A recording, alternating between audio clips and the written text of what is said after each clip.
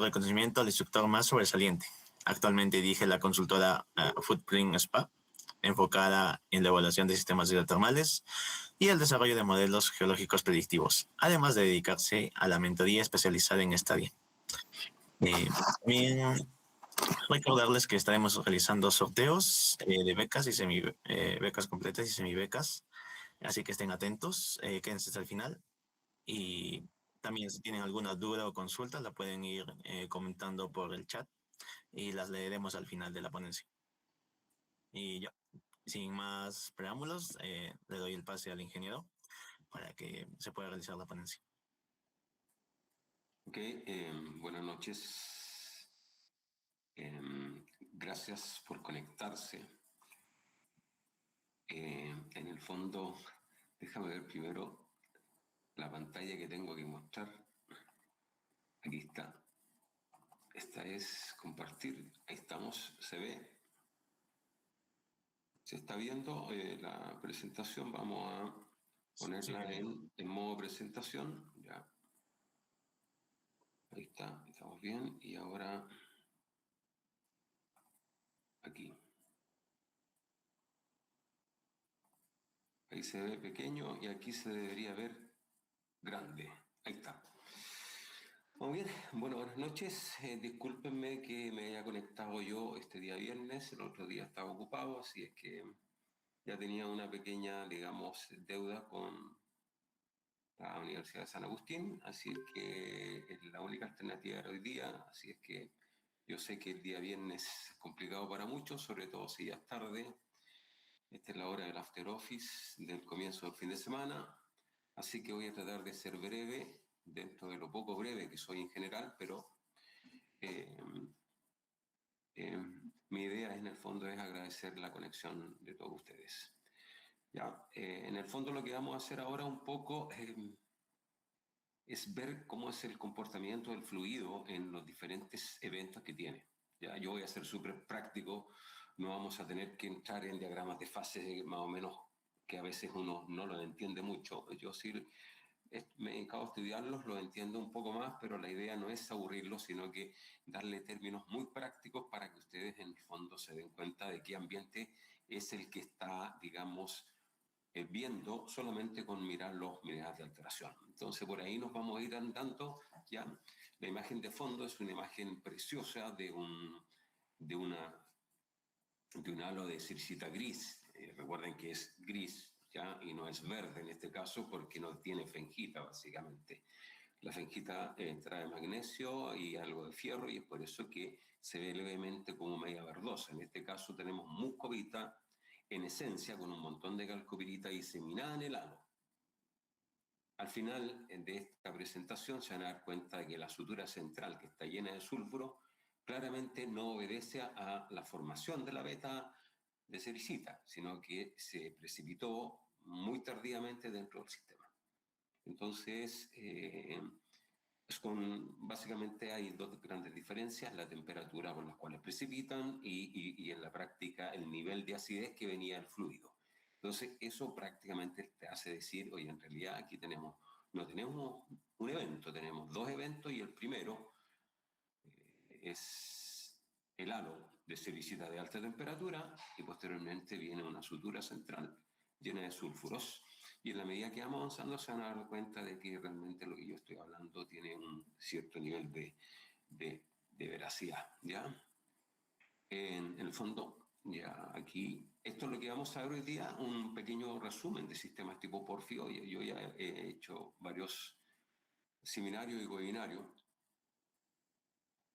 y muchos conocen el tema, digamos, ahora en el fondo la idea es que todos opinemos.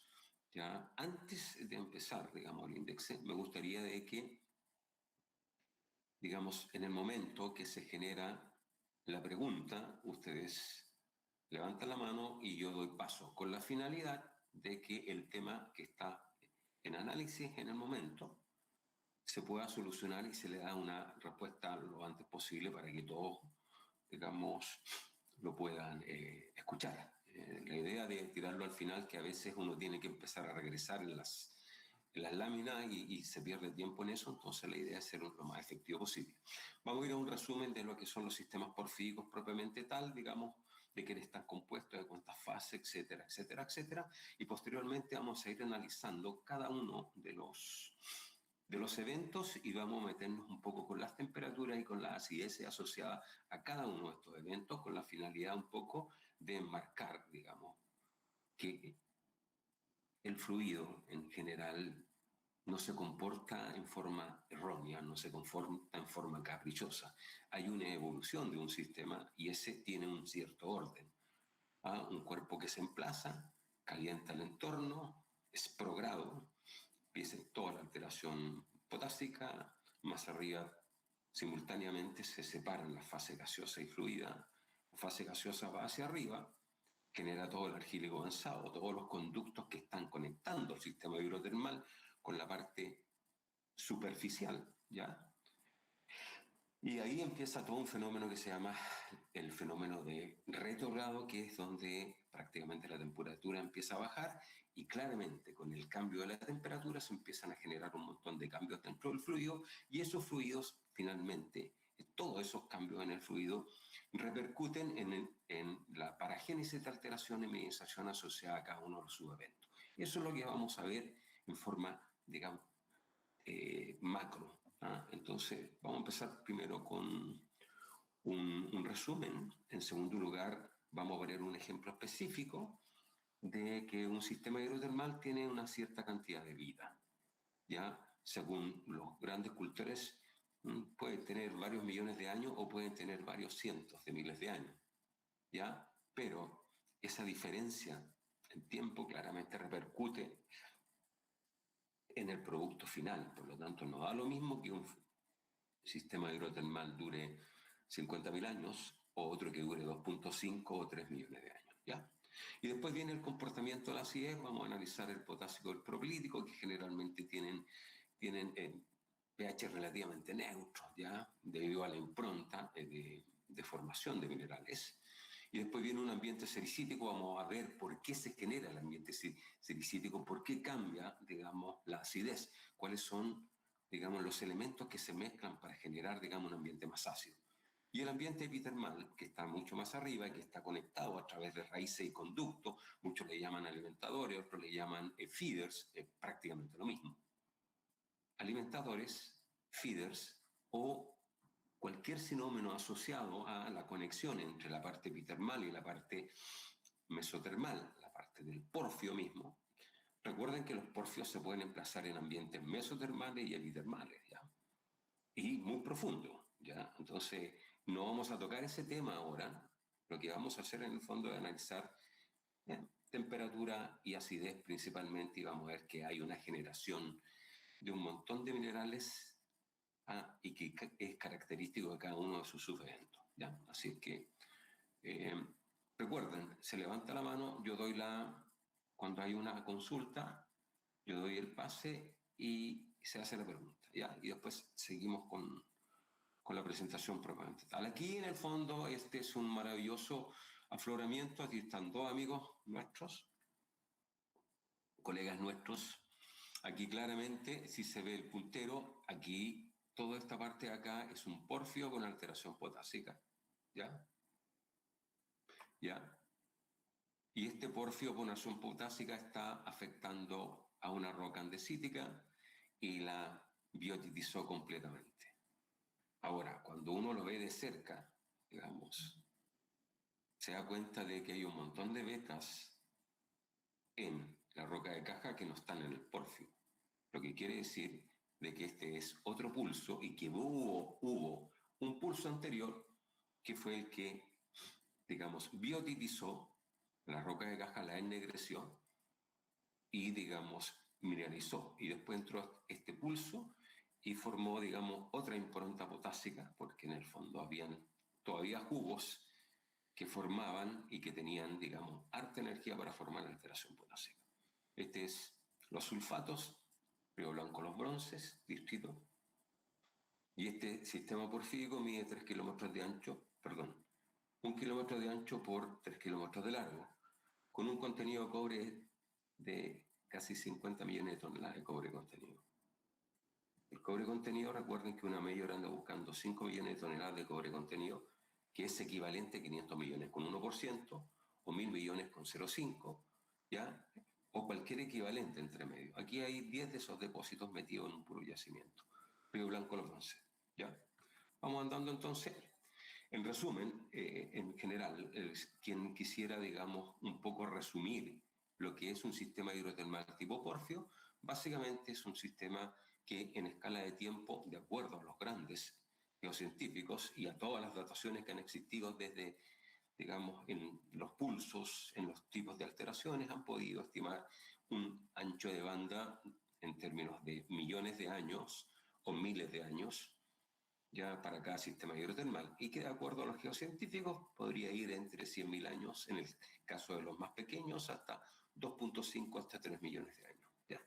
De acuerdo a la geometría, volumen en general, varias centenas de metros cúbicos hasta varios kilómetros cúbicos de roca alterada. ¿Ya? Entonces, el cuerpo hidrotermal no es solamente el que está mineralizado, sino que es el que tiene la impronta hidrotermal, que generalmente la impronta hidrotermal es bastante más grande que la zona mineralizada. Así es que eso es importante tenerlo en cuenta, porque muchos incorporan la alteración propilítica, que a veces no es propilítica, sino que es una cuestión más regional, pero no es tema de ahora.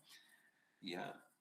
Y otros incorporan la alteración de ya la hidrólisis misma, que es la alteración sericítica y el epitermal, que corona básicamente cualquiera de estos sistemas hidrotermales. En cuanto a, digamos, a un sistema de pulsos, básicamente puede ser un monopulso, un pulso, o puede ser un montón de pulsos, y pueden ser varios en cada evento. Uno puede ser varios tempranos, hay algunos que lo llaman intraminerales, otros que lo llaman interminerales, otra main intermineral porphyries, ¿no? O hay otros que le llaman early intermineral porphyry. Es importante, no importa, digamos, cómo lo llamen. Yo creo que lo más relevante es que cada uno de ustedes sepa exactamente que el early es el que viene con alteración potásica o el intramineral viene con alteración potásica. No importa la denominación, el punto es cuál es la contribución, digamos, en términos de paragénesis de alteración de cada uno de estos pulsos. Pueden haber late intermineral porphyry, pueden haber very late intermineral porphyry, y también hay, digamos, pulsos postminerales, que básicamente el postmineral está fresco, no tiene absolutamente nada, ni de mineralización ni alteración. ¿Ya? En cuanto a la alteración hidrotermal, evidencian abundantes episodios sobre imposición. Yo creo que eso todos de alguna manera lo tenemos, es un consenso general. ¿Ya? Son un fluido que fluye 500.000 años, prácticamente se sobreimpone varias veces sobre la impronta de alteración previamente formada, y cada vez que está siguiendo esto, mientras el fluido está fluyendo, todo esto que está circulando por todas las estructuras, por todas las permeabilidades, empieza a recristalizar continuamente. Continuamente. ¿Ya? Es por eso que muchos cuando yo hablo de que la formación de un litocap se forma simultáneamente con la alteración potásica, muchos me dicen, oye, no, pero que en general la alteración potásica, digamos, es bastante anterior a la alteración, porque las dataciones en la lunita generalmente son 500.000 años, 1.000.000 de años, 2 millones de años después de los pulsos. Sí, pero lo que pasa es que como estuvo completamente, se formó desde un principio, tú formas a lunita, y esa lunita, con el fluido que viene detrás, está todo el rato cristalizándose, se está reseteando. Entonces, eso es importante tenerlo en cuenta. ¿Ya? Aquí vamos a ver, digamos, a grandes rasgos cómo se forma cada uno de ellos en términos de 2 o 3 láminas, y después vamos a ir analizando cada uno de los eventos en forma en particular. En cuanto a la mineralización, prácticamente, hay una paragénesis que depende de la alteración. Escrito en piedra, esto, la alteración, digamos, te dice dónde se va a precipitar la mineralización. No es al revés. La precipitación, los sulfuros nunca precipitan en un lado y la alteración en otro. ¿No? Es una geometría simultánea donde la alteración muchas veces por reactividad con la roca de caja permite que precipite la mineralización. Por lo tanto, de alguna manera, podemos decir con un cierto grado de holgura y certeza de que el fluido hidrotermal genera la alteración y un poco le dice a la administración dónde se tiene que depositar. ¿Ya? Cuanto a la historia hidrotermal de un sistema en particular, se inicia con el emplazamiento del primer pulso. Y eso, digamos, en el fondo se libera desde la cúpula de la cámara magmática y es acompañado por un fluido. Si no es acompañado por el fluido, no formamos ningún depósito. Si no hay agua, no hay depósito. Si no hay cationes metálicos, no tenemos un yacimiento, pero no tenemos un yacimiento explotable. Si no hay azufre, tampoco tenemos mineralización de sulfuros, exactamente. Y eso son cosas que, importante, aquí todo cuadra. Todo lo que trae el fluido, ¿ya? Y reacciona con la roca de caja. Si le falta algo al fluido para formar algo, está en la roca de caja. Si no está, no lo podemos formar. ¿Ya? Es como tan simple decir, oye, ¿sabéis que la calcopirita viene con azufre, viene con cobre y viene con hierro? Si en el fluido le falta hierro y hay cobre y azufre, tenemos que sacarlo de algún mineral de la roca de caja. Si no está ese hierro, calcopirita no vamos a formar nunca. Entonces, es importante tener en cuenta esa impronta. O sea, si no viene en el fluido y no está en la roca de caja, imposible formarlo dentro del depósito. Entonces, ¿cuál es lo más relevante acá de lo que yo estoy destacando? Esto que está, digamos, un poquito más, digamos, remarcado, y que dice que a lo largo de un sistema hidrotermal, que es lo que se producen cambios notables evidenciados por variaciones en las condiciones geoquímicas. ¿Cuáles son las condiciones geoquímicas? Claramente la temperatura, la presión del fluido, la fugacidad de oxígeno, la fugacidad de azufre, el pH, LH, o sea, el potencial de oxidación, y por el otro lado, el nivel de acidez. Todo eso está continuamente. Hay otros factores también, no vamos a analizarlos, estos son los más relevantes, pero hay un montón. La profundidad de emplazamiento, la permeabilidad, la roca de caja, en fin, etcétera, etcétera, etcétera. Lo que nosotros vamos a hacer ahora, vamos a pescar la temperatura y vamos a pescar el pH. Y con esas dos vamos a empezar a digamos, a hacer match. ¿Qué se genera con esta temperatura y con este tipo de acidez? Esta es la impronta. Este es el producto de alteración en estas condiciones de temperatura y en estas condiciones de acidez. Y eso es lo que vamos a ir analizando en la medida que vamos avanzando. ¿Ya? ¿Qué más? A ver. Parece que... Ahí, listo.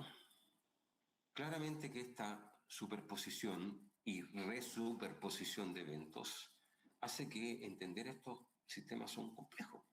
De repente vemos que hay un montón de vetillas y unas están metidas dentro de las otras y no sale en ningún paper, generalmente son reutilizaciones. Y es porque claramente el fluido no es capaz de romper a cada rato o en cada momento y generar su propia impronta, digamos, estructural asociada a un evento X, ¿ya?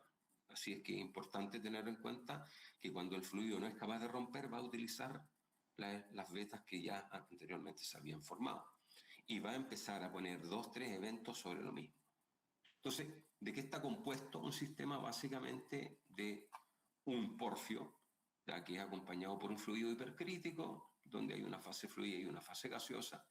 La fase fluida es la encargada de alteración potásica y la fase gaseosa es la encargada de todo esto.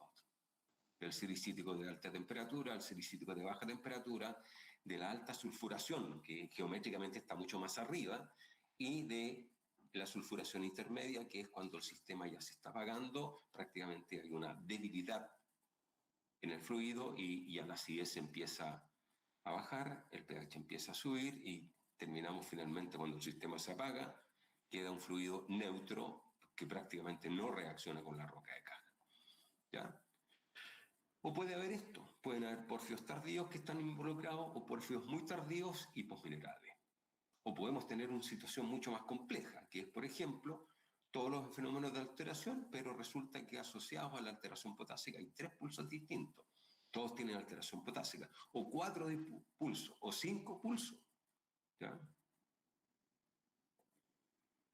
Lo mismo pasa con los late, que pueden ser 2, 3, 4. Los very late.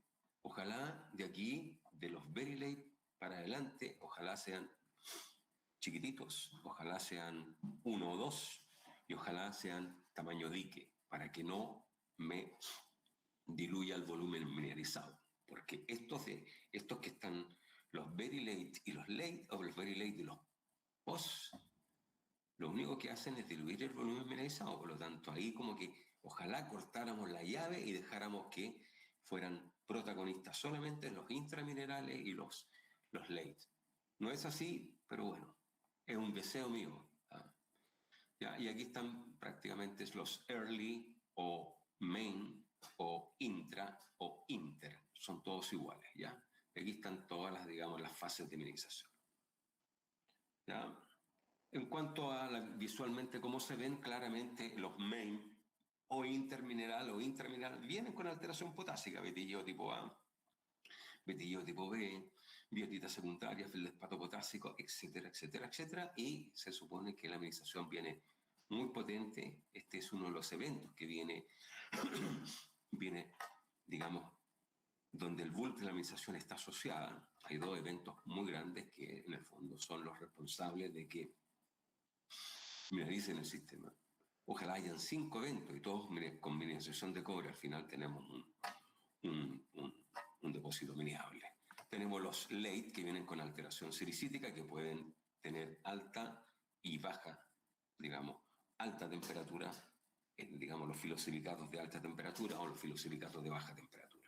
Y aquí estamos los very late, los que vienen con clorita, con pirita, vienen con hilita, y son bastante desteñidos, vienen con muy poca impronta desde el punto de vista del contenido de cobre, por lo tanto, en general, estos son los que yo empiezo a detectar de ahora en adelante, aunque son parte de los sistemas, ojalá sean pequeños y volumétricamente en cuanto a cantidad sean pocos. Y está el otro que es fresco. Aquí tiene un fragmento alterado, pero en general las biotitas están completamente enteras, las plagioclasias se observan claramente, digamos, y no tiene, digamos, alteración alguna. ¿Ya?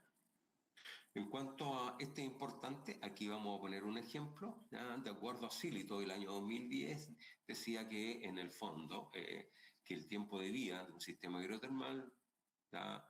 Comienza en los 100.000 años y puede durar varios millones de años. Sabemos que esos varios millones de años no son más allá de 3 millones de años. ¿Ya? Y mientras que los depósitos que están en clústeres, ¿ya? O que están alineados en una estructura, ¿ya? En el fondo pueden durar más. Lo que pasa es que entre el primer sistema hidrotermal que se formó y el último sistema digamos, hidrotermal pueden pasar 5, 6, 7, 8, 10 millones de años. Hay un montón de batolitos que tienen 10 millones de años, 12 millones de años. Recuerden que un batolito es compuesto por cientos de pulsos intrusivos, faneríticos, holocristalinos, equigranulares, con más y con menos contenido de magnetita, básicamente. En esta ocasión vamos a elegir ¿cómo se llama? Un ejemplo, y ese va a estar con una fase fluida. Suponemos que vamos a tener un ejemplo donde el sistema hidrotermal tiene 1.000.000 de años y comienza acá en el año 0, ¿ya? ¿Se ve bien o no? Una consulta, Jeffers, ¿se ve bien lo que estoy mostrando? Porque yo veo que como que aparece la primera página. No, sí, genial, sí se ve bien, se ve todo. Cualquier cosa me avisan, por favor, porque no quiero perder el hilo.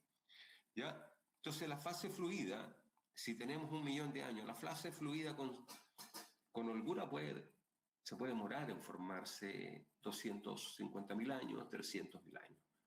¿Ya? Y es por eso que en el fondo muchas veces cuando uno hace dataciones, ojalá sean de depósitos recientes, cosa en que el error sea mínimo, en el fondo hay, oye, los pulsos tienen, no sé, voy a poner un ejemplo X, 44 millones de años. La biotita secundaria, ya sobre los ferromagnesianos, de uno de los pulsos con alteración potásica, tiene 44 millones, 44.5 millones de años, o 42 millones de años, hay 500.000 años. O sea, puede ser. Eso no hay duda de que el potásico pueda durar eso. O sea, imagínate un fluido 500.000 años formando solamente la alteración potásica. Entonces van a haber eventos y subeventos dentro de eso. Increíble. ¿Cuánto se va a demorar en alterar una biotita? Puede demorarse, no sé, 20.000 años. Y son 5 millones de biotitas, así que las tengo que alterar todas. ¿Verdad? Y eso estamos solamente hablando de la biotita secundaria. No estamos hablando ni del feldespato potásico, ni de las fetidas de cuarzo tipo A, ni de las fetidas de cuarzo tipo B. Entonces, hay un espectro grande donde esto se forma. Entonces, no crean que todo esto es instantáneo, no es bajo ningún término, es instantáneo. Es más, digamos, a escala humana podemos tardar toda la vida y lo más probable es que alteremos la mitad de un fenocristal, nomás, en la edad humana, básicamente. ¿Ya? Y supongamos, digamos, que cada uno de los eventos tienen esa impronta en cuanto a la durabilidad.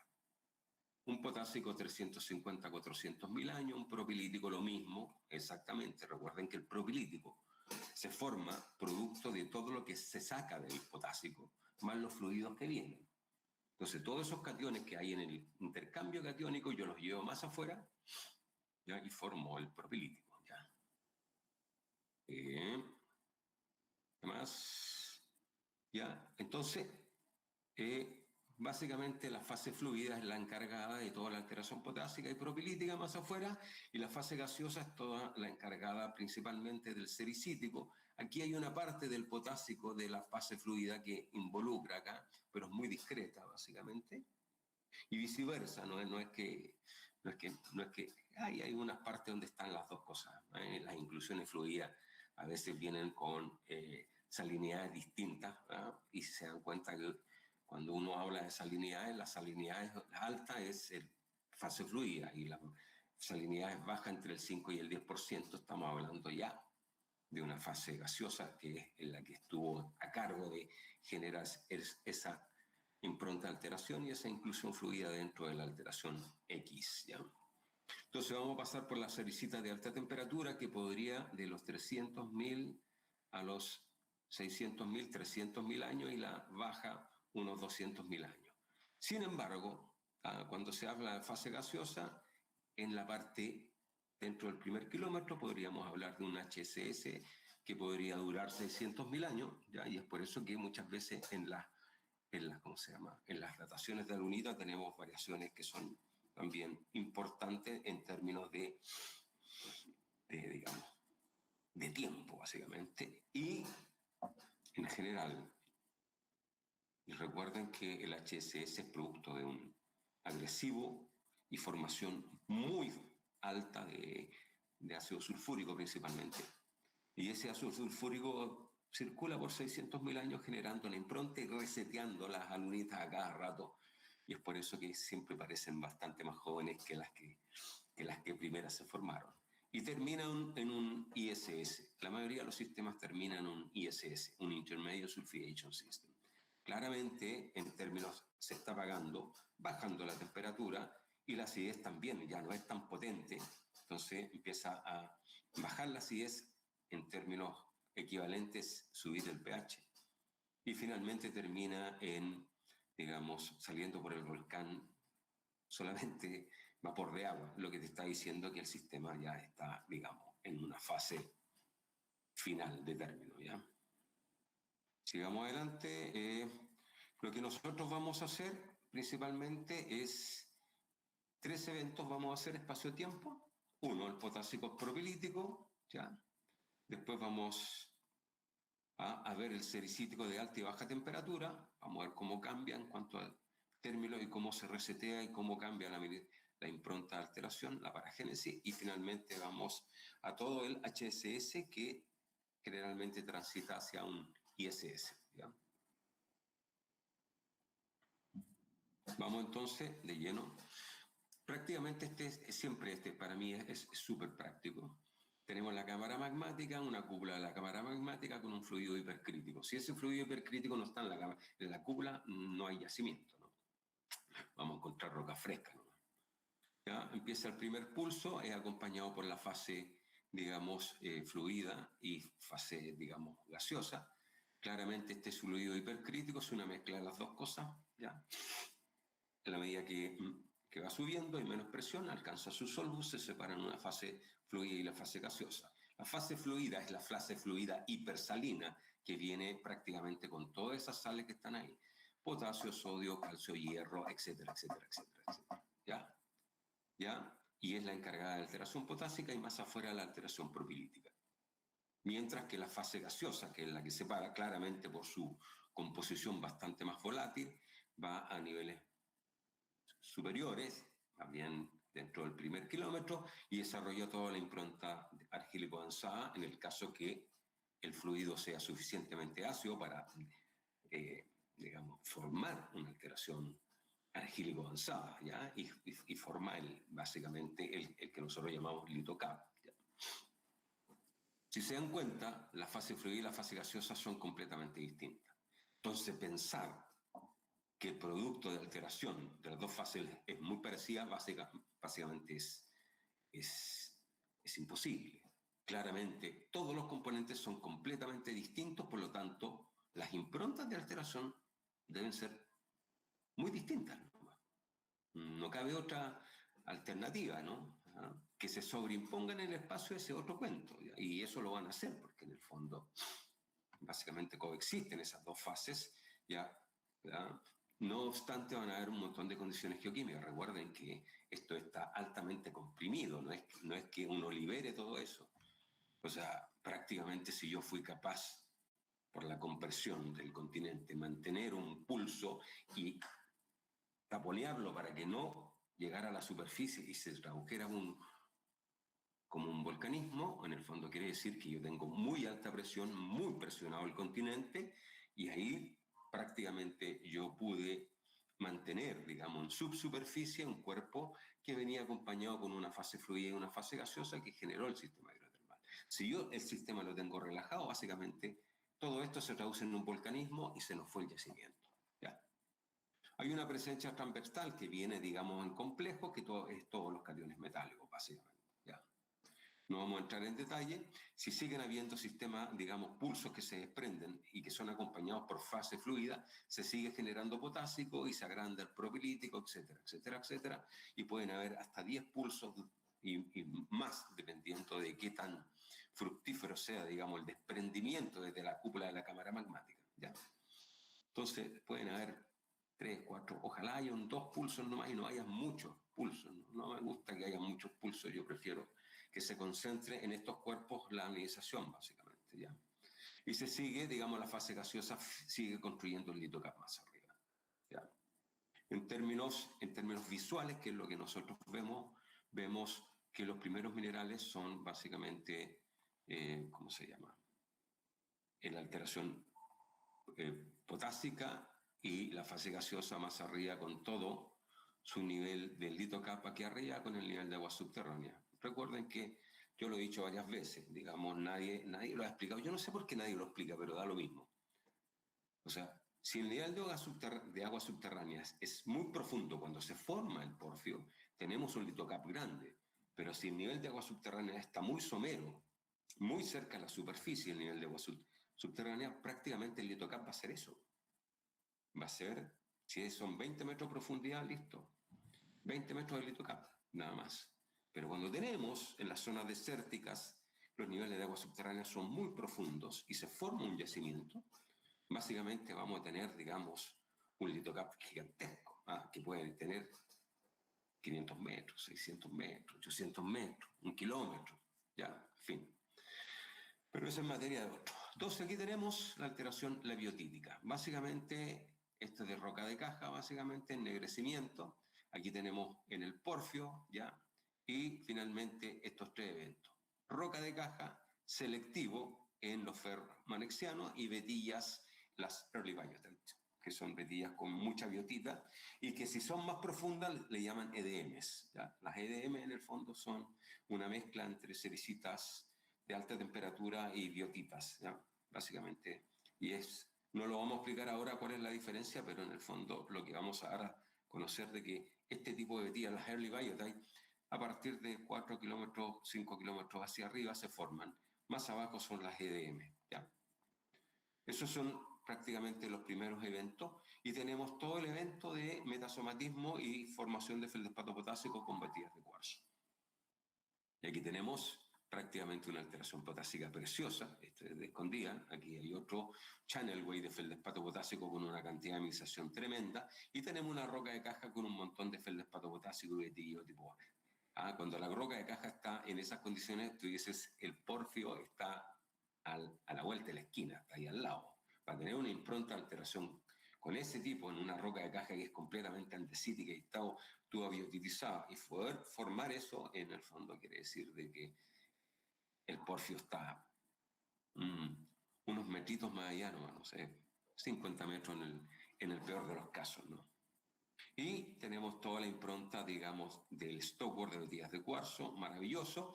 Todo esto básicamente es de alta temperatura. ¿Ya? Aquí vamos a pasar, digamos, este es una maravilla, este es una betilla de cuarzo, ahí está, tipo A, la misma que está acá a la izquierda, ahí está. Básicamente, ¿cuál es la diferencia? Que viene con un montón de bornita ahí, todo lo que está en violeta, y calcovirita. Vienen las dos cosas juntas. Una maravillosa, ojalá tenga un Stockwell, o todas las operaciones mineras tuviesen este tipo de Stockwell, habríamos asegurado más de un 1%, ¿ya? Básicamente es preciosa esa muestra.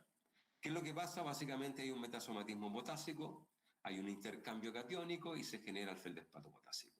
Más abajo tenemos la biotita, ¿ya? Que la vamos a biotitizar secundariamente. ¿Y qué es lo que vamos a hacer? Nada más. Vamos a liberar como recuerden, aquí está un cristal entero y solamente entre el 60 y el 70%, básicamente, que ha biotitizado, a menos que el fluido también traiga sus propios componentes para formar más biotita de este tipo.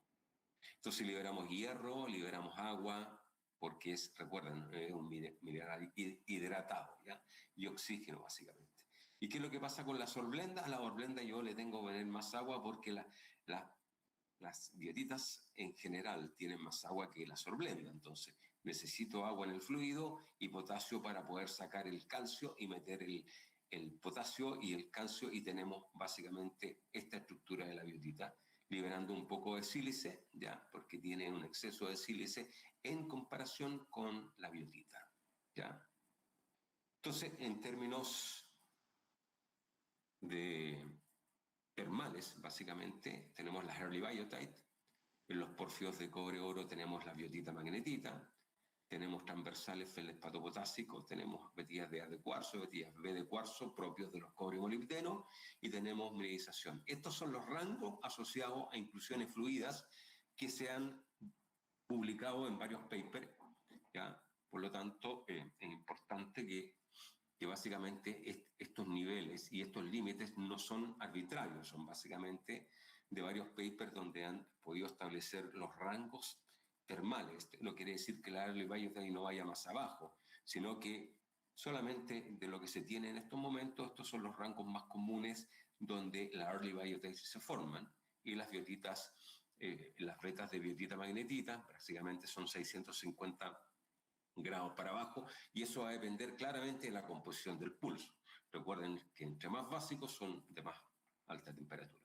Y después viene todo el feldespato potásico, las betillas de cuarzo, básicamente, que van traslapadas. Recuerden que todo esto no es simultáneo, se van traslapando en la medida que las condiciones geoquímicas te permitan, uno, la precipitación y la formación de cada mineral de alteración. No es que todos, en todos lados y a todas las temperaturas se formen. Claramente empieza la Early Biotite, empieza la biotita en la roca de caja, todo eso empieza desde un principio. Ya, pero después el feldespato potásico, en la medida que va avanzando el episodio, claramente en el fondo se van formando después. Inclusive vienen traslapados con las vetas de cuarzo. O sea, podemos tener vetas de feldespato potásico, channelways, ¿ya? De feldespato potásico, channelway de feldespato potásico y cuarzo, y betillas de cuarzo, ¿ya? Y uno dice, hay tres eventos. No, hay un traslape donde de repente hay feldespato potásico, cuando coinciden van a haber los dos tipos, y betillas de cuarzo también pueden haber solas, sin aro de feldespato potásico, sin borde de feldespato potásico o sin feldespato potásico propiamente tal. Las betillas de cuarzo B de cuarzo son un poco más tardías, claramente precipita molibdeno, molibdenita básicamente, pero yo se las voy a tirar. Yo tengo mis propias hipótesis al respecto, pero la molibdenita generalmente está sola, ¿ya? Y es porque las condiciones de precipitación son muy específicas para la molibdenita, ¿ya? Además que el complejo en el cual se transportan es un trióxido de molibdeno.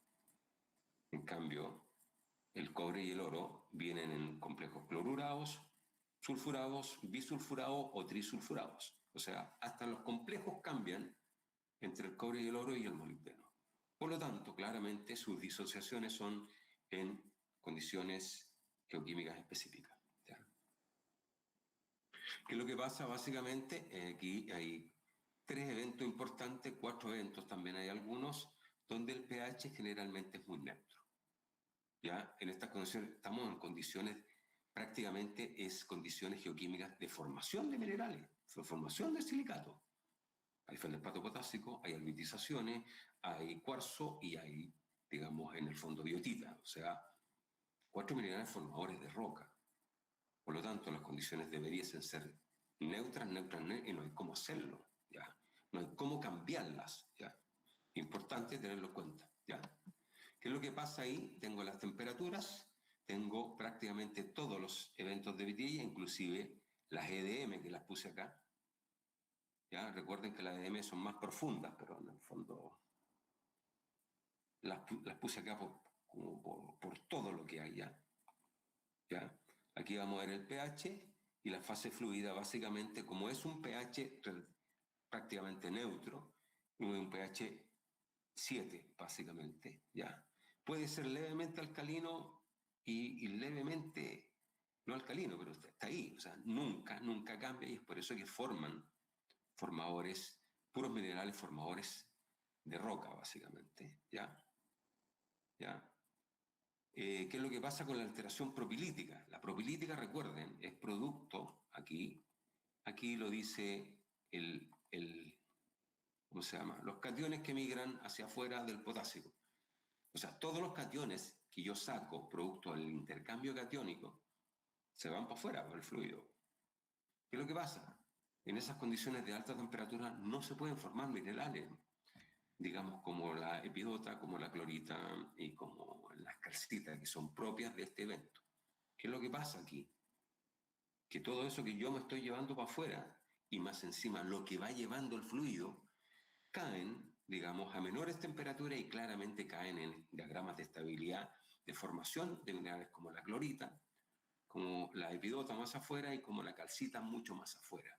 En términos termales, se podría decir aquí que esta es la formación. Tenemos un potásico, ya con este tipo de temperaturas, 350, ya más o menos, ya este es 350, 370, más o menos, se empieza a formar la clorita, las cloritas más magnésicas y férricas en el fondo, son las de más alta temperatura y en la medida que vamos migrando hacia afuera, claramente hay un intercambio catiónico que uno no lo ve, pero prácticamente cuando hace un análisis de microsonda empieza a captar de que hay una mayor cantidad de otro tipo de cationes versus los que están acá, digamos, van variando las condiciones. Y en la medida que yo me voy alejando y las temperaturas en rigor van bajando del fluido, se empieza a formar la epidota y más hacia afuera básicamente la calcita. Ahora, hay una zona donde están los 3 minerales coexistiendo, ¿ya? Y si se dan cuenta aquí, si se dan cuenta, esta es una roca de caja, la roca de caja tiene calcita, epidota y clorita. O sea, en este sector se están formando claramente, los tenemos aquí. Pero en la medida que yo me voy metiendo dentro de una roca más cerca del potásico, empiezo a ver solamente clorita en la parte más externa, en la parte inmediatamente externa del potásico, ¿ya? Y en la medida que yo me voy alejando, prácticamente después estoy viendo epidota y calcita principalmente. Ahora, hay algunos que definen la alteración propilítica también concentraciones dilita, esmectita y momoyorinda. Eso quiere decir que hubo fluidos de la fase fluida que generaron algunos ácidos que bajaron el pH de 7 a 6.5 y a 6 y permitieron la formación de hilita, esmectita y monmorionita porque son estables en esas condiciones dentro del rango de temperatura pertinente. Aquí estamos hablando que son 220, 230, 260 y para las esmectitas y las monmorionitas un poco más abajo, básicamente. Entonces, ahí, con este rango de temperatura, claramente el pH es levemente ácido para poder formar esto. Claramente las magnetitas no, las magnetitas se forman y junto con las especularia. La diferencia está que la especularia básicamente está en la parte más externa, porque como es un óxido de hierro magmático, ya es de menor temperatura, claramente está en la parte más externa, mientras que la magnetita se puede formar a muy altas temperaturas y a temperaturas intermedias también. Pero a la medida que nos vamos alejando, claramente esa transición de magnetita pasa de especularia hacia afuera. ¿Ya? Como en términos de acidez del fluido, la alteración potásica y propilítica. Aquí yo tengo todo lo que es la impronta potásica y las temperaturas asociadas al tema.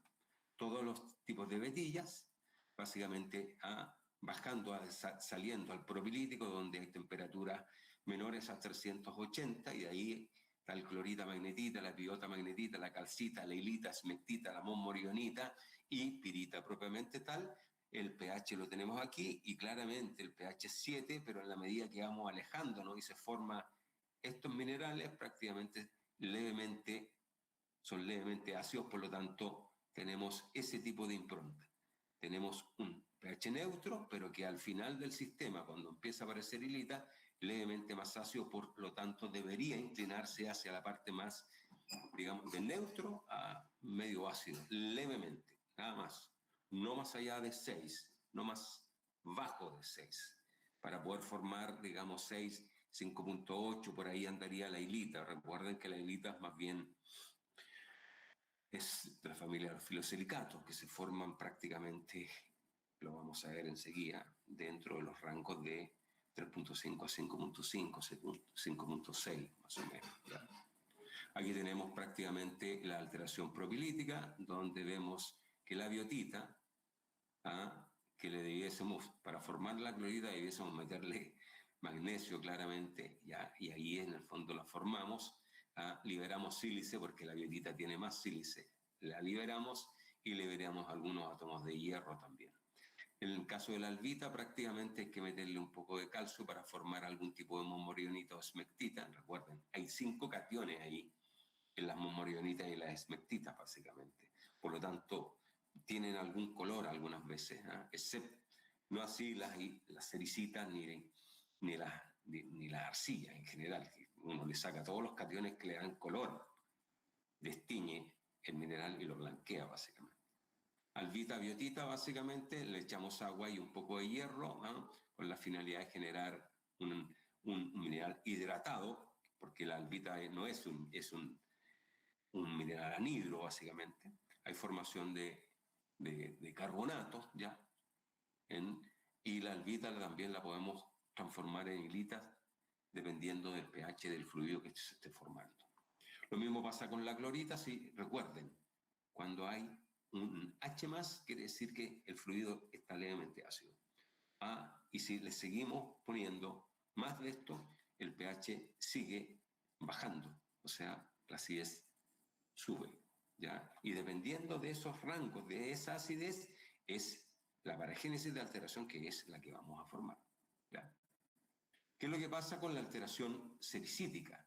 La hidrólisis. Cuando se habla de alteración de hidrólisis, inmediatamente, eso es automático, ya, estoy viendo fluido ácido. ¿Qué tan ácido? Claramente va a depender de varios factores, ya. Pero es importante tenerlo en cuenta. Hidrólisis, inmediatamente un fluido ácido que me va a empezar a destruir cualquier silicato previamente formado, ¿ya? Y esta es la fase gaseosa, básicamente. Yo formo el sericítico, ¿ya? Aquí claramente ya el potásico se acabó, la fase fluida dentro de la cúpula de la cámara magmática ya no existe, lo que quiere decir que ahora solamente voy a actuar, digamos, y a generar una impronta hidrotermal, ¿ah?, con toda la fase gaseosa, que es rica en ácido sulfídrico, agua, dióxido de carbono, oxígeno, dióxido de azufre, ácido clorhídrico. Y esos mezclados, recuerden que estos vienen todos juntos y en la medida que van subiendo y las temperaturas van bajando, claramente se van liberando. Recuerden que aquí estamos hablando de pegado al sericítico, pegado al potásico, el sericítico puede tener 600 grados. O sea, oxígeno lo vamos a tener prácticamente como gas. ¿Ya? El agua no existe como agua, ¿no? Eso es importante tener en cuenta en esas condiciones de alta presión y temperatura.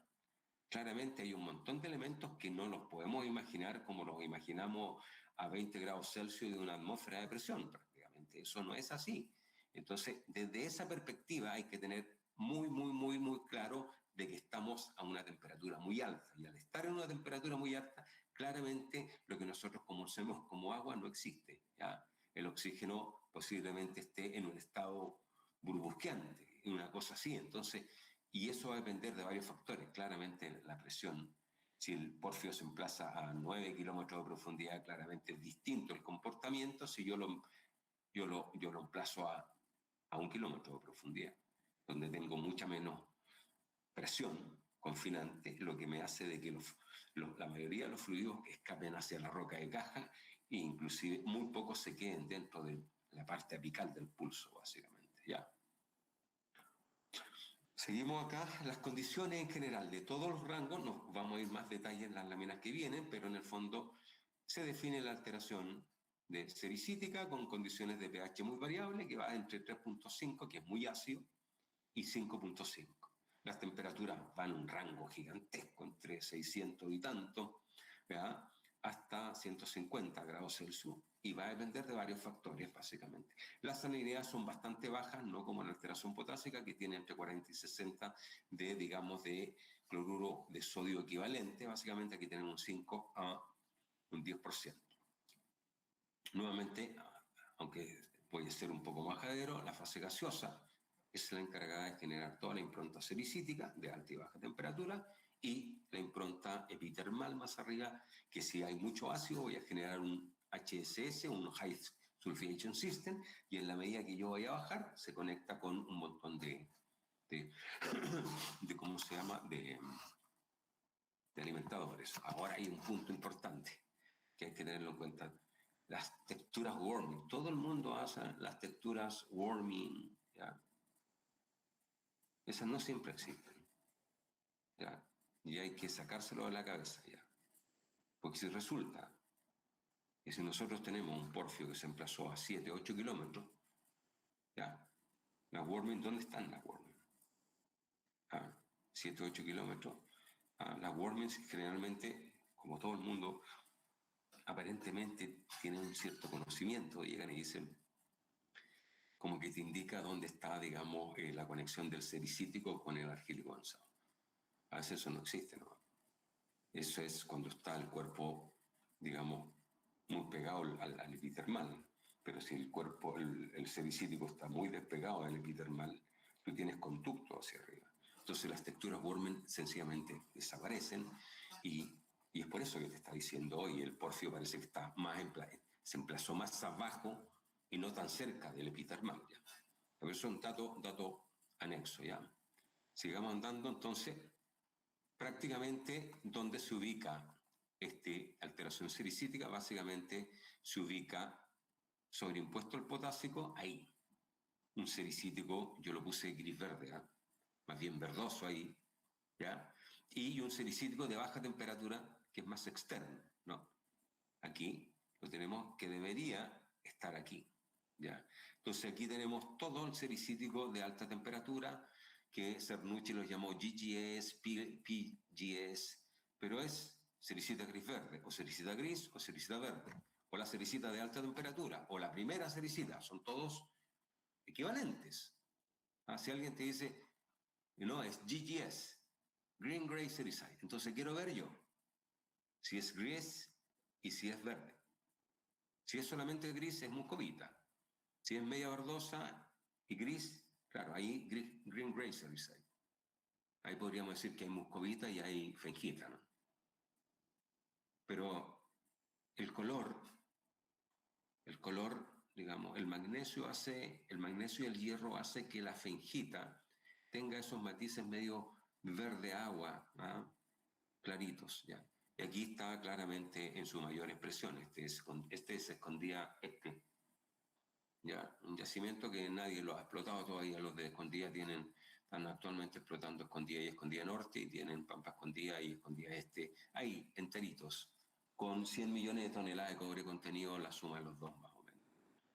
¿Ya? Y estas cericitas de alta temperatura son translúcidas con colores grises y gris verdoso.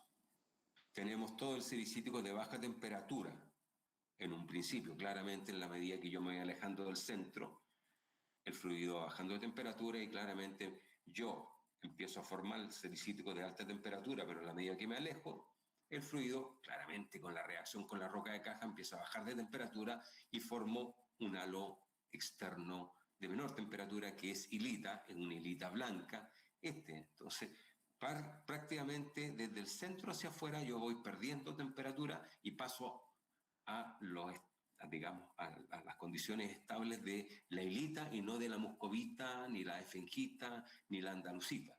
Recuerden que la andalucita es el primer filosilicato que se forma. ¿Ya? Son los de más alta temperatura. Pero, como les dije yo, el fluido sigue fluyendo por ahí, por la misma fractura. Y lo empieza a recristalizar porque las temperaturas empiezan a bajar. Entonces, como empieza a bajar, esa andalucita yo la puedo, si hay magnesio y fierro, la voy a fengitizar. Si tengo potasio, lo voy a muscovitizar. Entonces, por eso dicen, oye, pero si dicen que la andalucita está presente, ¿por qué yo no la encuentro? Es porque se recristalizó. En alguna parte vas a encontrar algo de andalucita. Pero ya no es común. Si todo el fluido que viene detrás lo empieza a fengitizar, y si se baja la temperatura, muscovitizar, y si sigue bajando la temperatura, yo lo empiezo a hilitizar. Entonces, todo lo que había durante el sericítico, yo estoy continuamente recristalizando lo que formé, porque va bajando la temperatura. Ya es inestable en esas condiciones de temperatura el mineral que formé, lo empiezo a recristalizar. Y al final termino con la última foto, donde los fluidos fluyeron por ahí ya, ¿ah? Y la mayoría es hilita. Ahora, si la hilita circula por todas las fracturas que circuló cuando se formó la fengita o la muscovita, yo voy a hilitizar todo. Lo peor de todo, que va a haber empobrecimiento hipógeno en ese tema. Y al haber empobrecimiento hipógeno me voy a hallar gran parte del cobre. ¿Ya? Pero bueno, aquí están. ¿Qué es lo que pasa? ¿Por qué el fluido se pone ácido? ¿Ya? Porque las condiciones geoquímicas permiten que haya una mezcla de porcentaje de ácido sulfídrico, que es el H2S, y el SO2, y forma ácido sulfúrico. Y ese ácido sulfúrico, dependiendo de los volúmenes que se generen, es el grado de acidez que le doy al fluido. Y claramente ese fluido está muy inestable, está en desequilibrio con la roca de caja y empiezo a alterar feldespato, biotitas, ¿ya?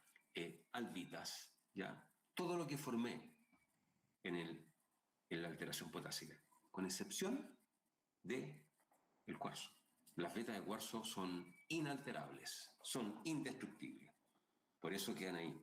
Y los ojos de cuarzo de un porfio también quedan ahí. No los voy a alterar nunca. ¿Ya? Eso es prácticamente no le hace daño. ¿Ya? Este es el responsable. ¿Ya? ¿Cuál es el punto importante? Que como el fluido cambia, ¿ya? Prácticamente empieza a reaccionar con la roca de caja. ¿Y qué es lo que hace esto? El fluido ácido le empieza a sacar los cationes, la plagioclasa, le empieza a sacar los cationes de sodio y calcio. Le empiezo a sacar sílice y le meto agua. Y lo transformo en un aluminosilicato. Perdón, en un filosilicato, en este caso. Lo destruyo. ¿Ya? Y lo destruyo bastante. ¿Ya? Estas son las condiciones químicas. Está mala. La salinidad está mala esa. Hay que cambiarlo. Esa salinidad es de un potasio. Pero las condiciones también, ¿ya? Pero está bien. Miren esta vetilla esta es una cericita gris. Aquí no hay verde. Miren la cantidad de calcobrita, es una maravilla. Ojalá fueran todas así y tengamos un stock, porque ahí tenemos un yacimiento listo. ¿Ya? Aquí están la fengitización de una albita. Prácticamente yo necesito potasio, porque miren, la fengita viene con el aluminio, del aluminio silicato, pero además tiene potasio, magnesio y potasio básicamente. Con un potasio y el otro catión puede variar entre un aluminio, un potasio y un magnesio. ¿Ya? ¿Ya? Lo mismo para la muscovita. Cuando es fengita, prácticamente este que está acá es magnesio. Cuando es muscovita, este que está acá es potasio y este magnesio no existe. ¿Ya? Por eso puse los dos puntos, pero la diferencia está en que uno tiene magnesio y el otro tiene mucho más potasio. ¿Ya? Lo mismo pasa con la fengitización y la muscovitización de un feldespato. Es el mismo proceso. Nuevamente, los H+ significan que el fluido es ácido y está en desequilibrio con el mineral formador de roca, que son cualquiera de las plagioclasas, feldespato, biotitas, etcétera, etcétera, etcétera. La clorita, necesito también meterle ácido. A la biotita también le tengo que meter ácido.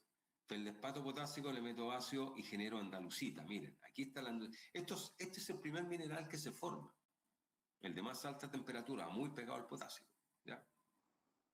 Aquí lo mismo con la nortita. ¿Ya? Solamente necesito un poco de acidez y alta temperatura para poder formar.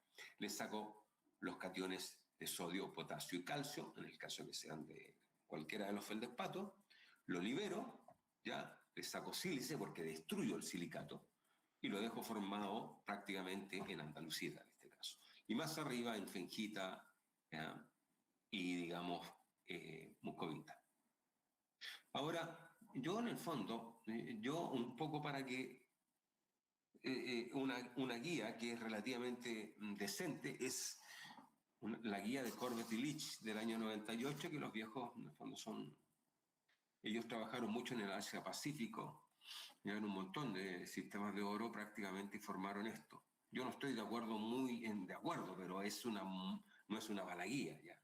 Porque, digamos, no es lineal. Esto no es que sea 1, 2, 3, 4, 5, 6, 7, 8, 9, habrían 9. Y esto se supone que digamos, prácticamente no es una escala. Si quisiéramos ponerle una escala, deberíamos ponerle, pero ¿dónde? Ahí quedaron.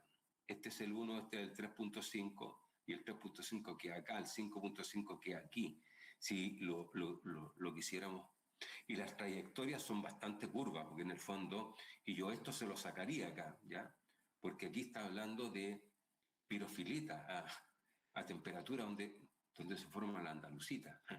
No hay ni una posibilidad que tú formes con esa acidez, digamos, con esa temperatura pirofilita, con 700 grados. La pirofilita en el fondo es de hasta 340, de 280 hasta 340 más o menos. Entonces hay cierta inconsistencia, pero es una buena guía para decir, oye, mira los minerales de alteración en la medida que yo me estoy poniendo más ácido, o en la medida que estoy poniendo más filosilicato, o qué es lo que pasa con las arcillas. Las arcillas son de más baja temperatura, ya no pertenecen al ambiente sericítico. Por lo tanto, cuando uno dice no pertenecen al ambiente sericítico, y uno dice que, oye, se parece a un argílico intermedio. No hay ni una posibilidad de argílico intermedio, de baja temperatura. Entonces, eso te sirve de alguna manera para poder separar grupos, ¿ya? Grupos grandes. Entonces tú dices, no, pues una fengita y una muscovita son de alta temperatura, por lo tanto no se van a mezclar básicamente con ninguna lunita, ¿no? La lunita es a 350 en el mejor de los casos, pero la lunita se puede formar en condiciones, hay alunitas supérgenas que uno se forma en los Leach, ¿ya? Entonces el rango de temperatura es amplio, pero lo más alto de temperatura de una lunita no alcanza a agarrar una andalucita, ni una fengita. Aquí vamos a ver los rangos de temperatura en las próximas láminas. Pero si quisiéramos hablar de cuál es el límite del 3.5, que es donde empieza la alteración sericítica, yo tendría que curvarlo, porque aquí, si se dan cuenta, yo tengo de diquita. La diquita es mucho más agresiva, necesita un pH más bajo. O sea, hay que curvarlo. Este sería el sericítico y este sería el argílico y el sericítico acá arriba. Sericítico de alta temperatura y el sericítico de baja temperatura. ¿Ya? Aquí, en este sector de acá. Pero aquí vendría, digamos, todas las esmectitas, pero la esmectita en el fondo necesitas un pH más alto. Entonces, por eso lo curvo acá. No calza muy bien, pero no es una mala en el fondo regla, que te permite decir, oye, si yo me acidifico, ¿qué mineral formaría? Si tengo una sericita, ¿ya? El rango de las temperaturas de 300 grados claramente, si yo tengo una sericita, estoy a 300 grados y le bajo el pH, voy a formar una pirofilita. Claro, claramente, no hay.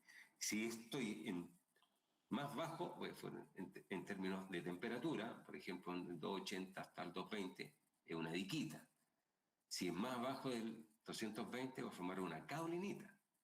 ¿Ya? Entonces, claramente esas cosas a uno las va, digamos, ajustando en el tiempo y después se va dando cuenta que hay ciertas cosas que cuando uno empieza a ordenar los rangos de temperatura, uno dice, no, aquí hay 3 eventos, no pueden haber un solo evento porque las condiciones de formación de un mineral, el que está al lado y el que está al otro lado, son distintas. Entonces son 3 eventos distintos. Cada uno se formó a ciertas temperaturas. Reutilización de una fractura o de un espacio abierto. ¿Ya?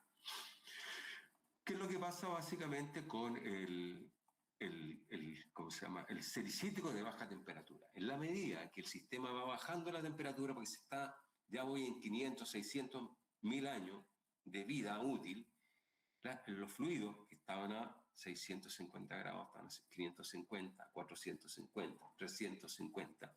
Claramente todas estas condiciones que estaban acá muy pegados al epitermal se van hacia abajo, en un ambiente sericítico, lo que hace que básicamente yo empiece a recristalizar nuevamente y así se produce la, digamos, sobreimpresión, la recristalización en un ambiente rico ¿en qué? En puro aluminosilicato, perdón, en filosilicato, que son las sericitas en general.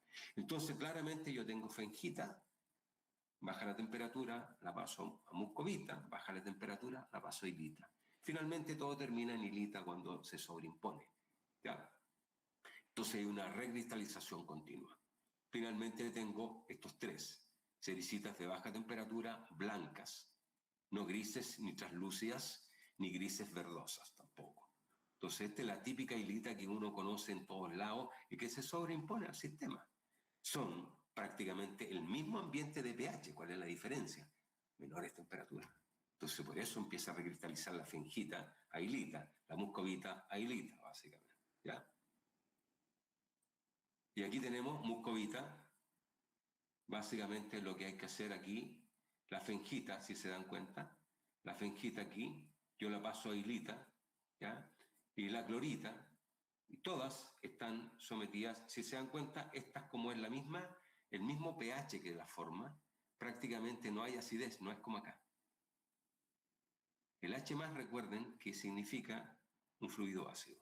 Entonces, a la clorita le pongo un fluido ácido, claramente le voy a sacar estos cationes. Y ahí están, magnesio y hierro. ¿Ya? Le voy a sacar agua porque la clorita tiene agua y le saco sílice. Destruyo prácticamente este mineral y lo convierto en un filosilicato. ¿Ya? Importante tenerlo en cuenta. La variación del pH, importante. Aquí tenemos claramente una alteración de alta temperatura y baja temperatura. Tenemos, aquí le falta uno, le falta la escala. Por favor, la escala aquí. Cuando empieza la andalucita no necesita demasiada acidez dentro del rango de la sericita. Es por eso que está muy pegado al potásico, tiene 7, y en la medida que yo voy bajando el pH, se va formando andalucita, fengita y muscovita. Y aquí alcanza su mayor pic en cuanto a descenso del pH. Entonces, tengo un descenso del pH y en la medida que yo ya estoy aquí voy a formar prácticamente a esta temperatura estoy en la transición entre la muscovita y la hilita, si se dan cuenta. Aquí está la muscovita y aquí está la hilita. ¿Ya? Entonces, imagínense los rangos de temperatura de la andalucita, de 630 más o menos hasta 550. Y es por eso que desaparece tan rápido, porque los fluidos bajan de temperatura y hay mucho tiempo bajo los 550 grados. Entonces voy a ahorrar, si circulo por los mismos fluidos, por los mismos conductos donde estaba la andalucita formándose, la voy a recristalizar. ¿Ya? Y ese es un punto que hay que destacar. ¿Ya? Voy a resetear a cada rato todo esto. Entonces le pongo una da potasio-argón, o sea, un argón-argón, que es el último calentón que le pegué, va a salir mucho más bajo. ¿Ya? Entonces, por eso no alcanzo inclusive las edades se resetean a cada rato, están todas las cericitas reseteándose. Entonces tienen edades más jóvenes, mucho más jóvenes. Entonces, este cambio que está aquí es donde se forma la andalucita. La andalucita recuerden, nuevamente, no necesita ser tan ácida, ¿ya? El fluido para formarse. Entonces se empieza a despegar 6 a las temperaturas que estoy acá, 600 grados. Ácido, ácido, ácido, listo, andalucita. ¿Ya? En la medida que se va liberando más ácido sulfídrico, ¿ya? Porque va bajando la temperatura, claramente se mezcla más con agua. Y al mezclarse con agua, el volumen que yo tengo de ácido es mayor, por lo tanto el pH tiende a bajar. Entonces tiende a ser más ácido y claramente se mueve entre esta línea gris que tengo, este rectángulo gris, es el rango donde el sericítico se maneja, entre 3.5 y 5.5. Aquí está. Pero si se dan cuenta, la andalucita que está aquí formándose, claramente no se forma en el rango del sericítico. ¿Ya? Se forma un poquito más porque no necesitamos que sea tan ácido el fluido. Pero es el primero y hay una transición hacia la faringita y empieza la muscovita.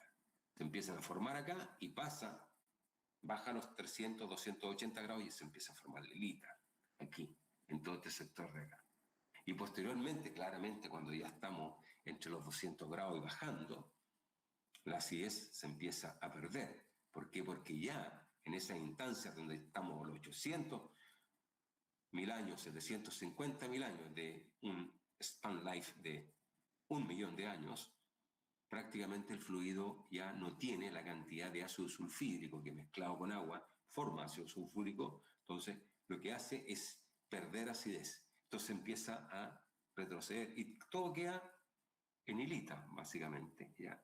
Y este sector podríamos decir que pasa al ámbito de la morionita y la esmectita. Por eso que a veces tenemos eso. Ahora, escrito en piedra, señores, por favor, ¿cuál es el punto? 1. Cuando el fluido es muy ácido y genera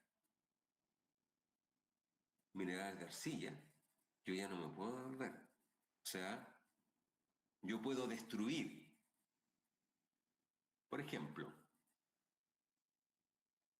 una plagioclasa. Si la destruyo a un sericítico, si le sigo poniendo más ácido, ¿ya? Y el ácido baja el pH, o sea, es un fluido más ácido, yo lo caulinitizo, dependiendo de la temperatura. Si es más alta, la formodiquita. Si es más alta, pirofilita. Pero yo ahí no me puedo devolver. O sea, yo nunca voy a sericitizar una caulinita. Nunca voy a sericitizar una pirofilita. Nunca voy a sericitizar una alunita. ¿Ya? Yo puedo, si yo empiezo a destruir, ya no me puedo devolver. O sea, una clorita no puedo formar un feldespato potasio. Si tengo una clorita, no puedo formar una biotita. Pero sí puedo, con un poco de ácido, cloridizar una biotita. O sea, de los minerales formadores de roca, yo puedo ir destruyendo para allá, pero no me puedo devolver. O sea, si alguien me dice, oye, había un diásporo sericitizado, de partida no sé reconocer el diásporo, ¿verdad? Que a veces aparece. Pero si alguien me dice eso, no hay ninguna posibilidad de hacerlo. porque tú tienes que construir algo que ya destruiste, y la construcción no es posible, no es posible. Dentro de un sistema porfírico propiamente tal, a menos que venga otro sistema, se sobreimponga y hayan otro tipo de jugos con otras temperaturas. De partida le tengo que leer la temperatura al fluido, ¿cómo la leo? ¿Ya? En fin, eso es como dato ilustrativo, ¿ya? ¿Qué es lo que pasa ahora con, digamos, espérense, ahí estamos ya. Claramente este es el sericítico de baja temperatura, aquí están las condiciones, aquí están la estequiometría y aquí está el pH del fluido. ¿Ya? Entonces, vamos a ir terminando ahora, vamos a ver cómo se generan los litocap y cómo se genera básicamente toda la impronta que está conectando el litocap arriba con las raíces, conductos alimentadores, feeder, etcétera, etcétera, etcétera. ¿Ya? Condiciones geoquímicas, el pH son más agresivos.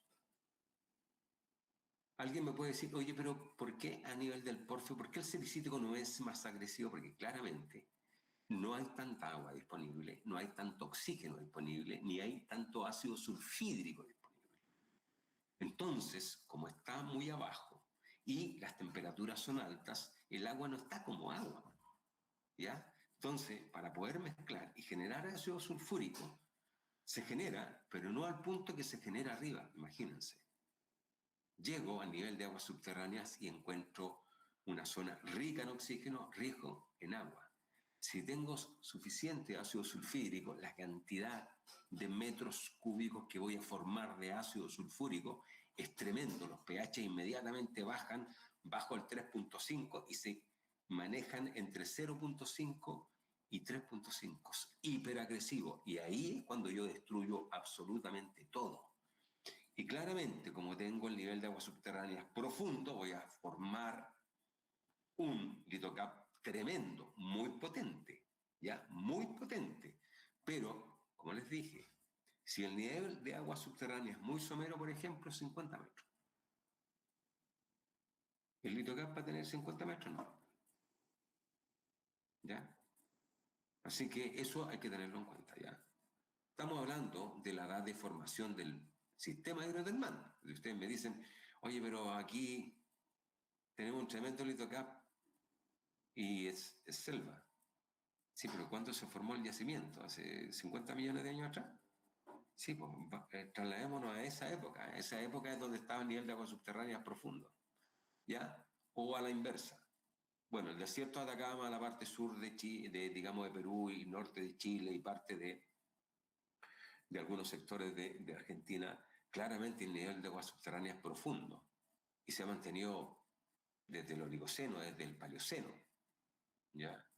O sea, estamos hablando de cuando se formaron estos depósitos, los arcos magmáticos claramente tenían un nivel de agua subterránea muy profundo. Es por eso que está lleno de litocap el norte de Chile en el Paleoceno. Está lleno de litocap.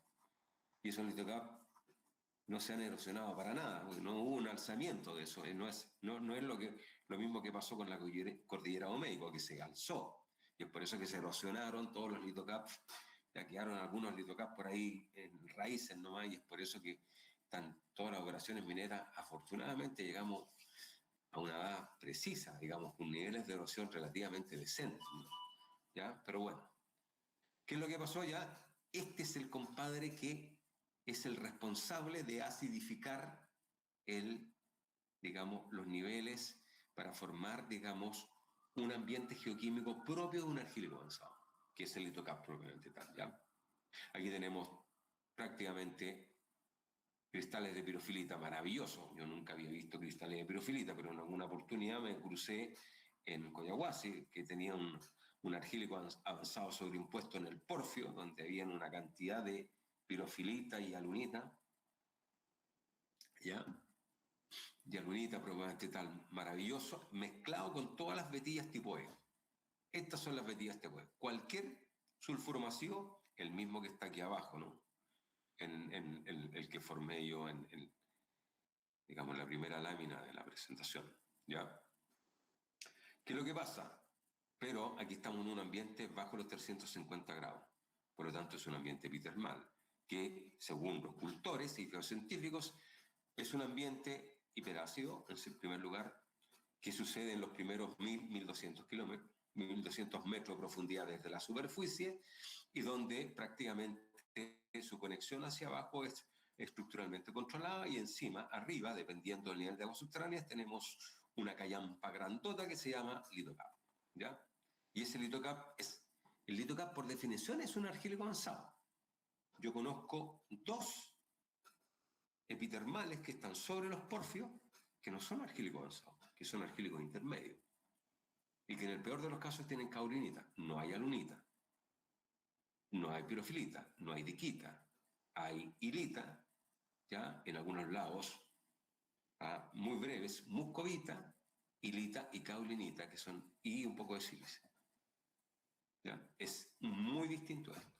Entonces, ese no se llama litocap. Ese se llama un HS sobreimpuesto en un sistema porfírico. ¿Ya?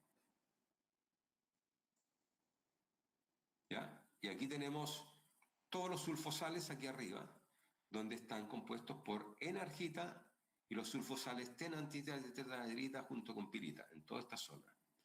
¿Ya? Pues son de menor temperatura. Al tener menor temperatura, claramente están más alejados del centro. ¿Ya? Y aquí tenemos lo mismo, nuevamente tenemos enargita y pirita. Y en la medida que vas bajando, claramente empiezan a haber sulfuros masivos. ¿De acuerdo? Digamos, este es un modelo de litocap que es de la Mira P1202, un proyecto de la Universidad ¿cómo se llama?, de Tasmania. El David Cook tiene un montón de gente y doctorados que estudian litocap. Y los litocap están sonados. En la parte más profunda es donde está básicamente pirofilita, muscovita, la zona de transición hacia abajo. Aquí están las texturas Warming, diría yo que un poquito más abajo, pero está bien, si esto lo... Pero en la medida que yo me voy trasladando, suponiendo que este es el único feeder, ¿no? Pero ustedes saben que nadie cree que tiene un puro feeder, estos son cientos de feeder que hay, cientos de feeder. Todas las vetas masivas de sulfuros que tienen son feeders, están conectando el epitermal que está arriba. ¿Ya? Una beta masiva, cualquier beta masiva es un feeder, básicamente, ¿ya? Pero en la medida que yo me voy trasladando, si se dan cuenta, baja la temperatura y disminuye la acidez, por lo tanto, termino en hilita, esmectita, clorita, hilita, esmectita, caolinita, diquita, claramente voy subiendo la temperatura, y alunita, ya dejé de tener el aluminosilicato acá, que es la diquita, alunita, vagisílica, o sea, el cuarzo vagi o el vagisílica, claramente aquí la acidez es extrema, es bajo el 1 de acidez, el pH. Al ser un pH, ¿qué es lo que pasa? Bajo el 1, yo rompo el enlace de aluminio. Al romper el enlace de aluminio, ¿qué es lo que hago? Destruyo la arcilla.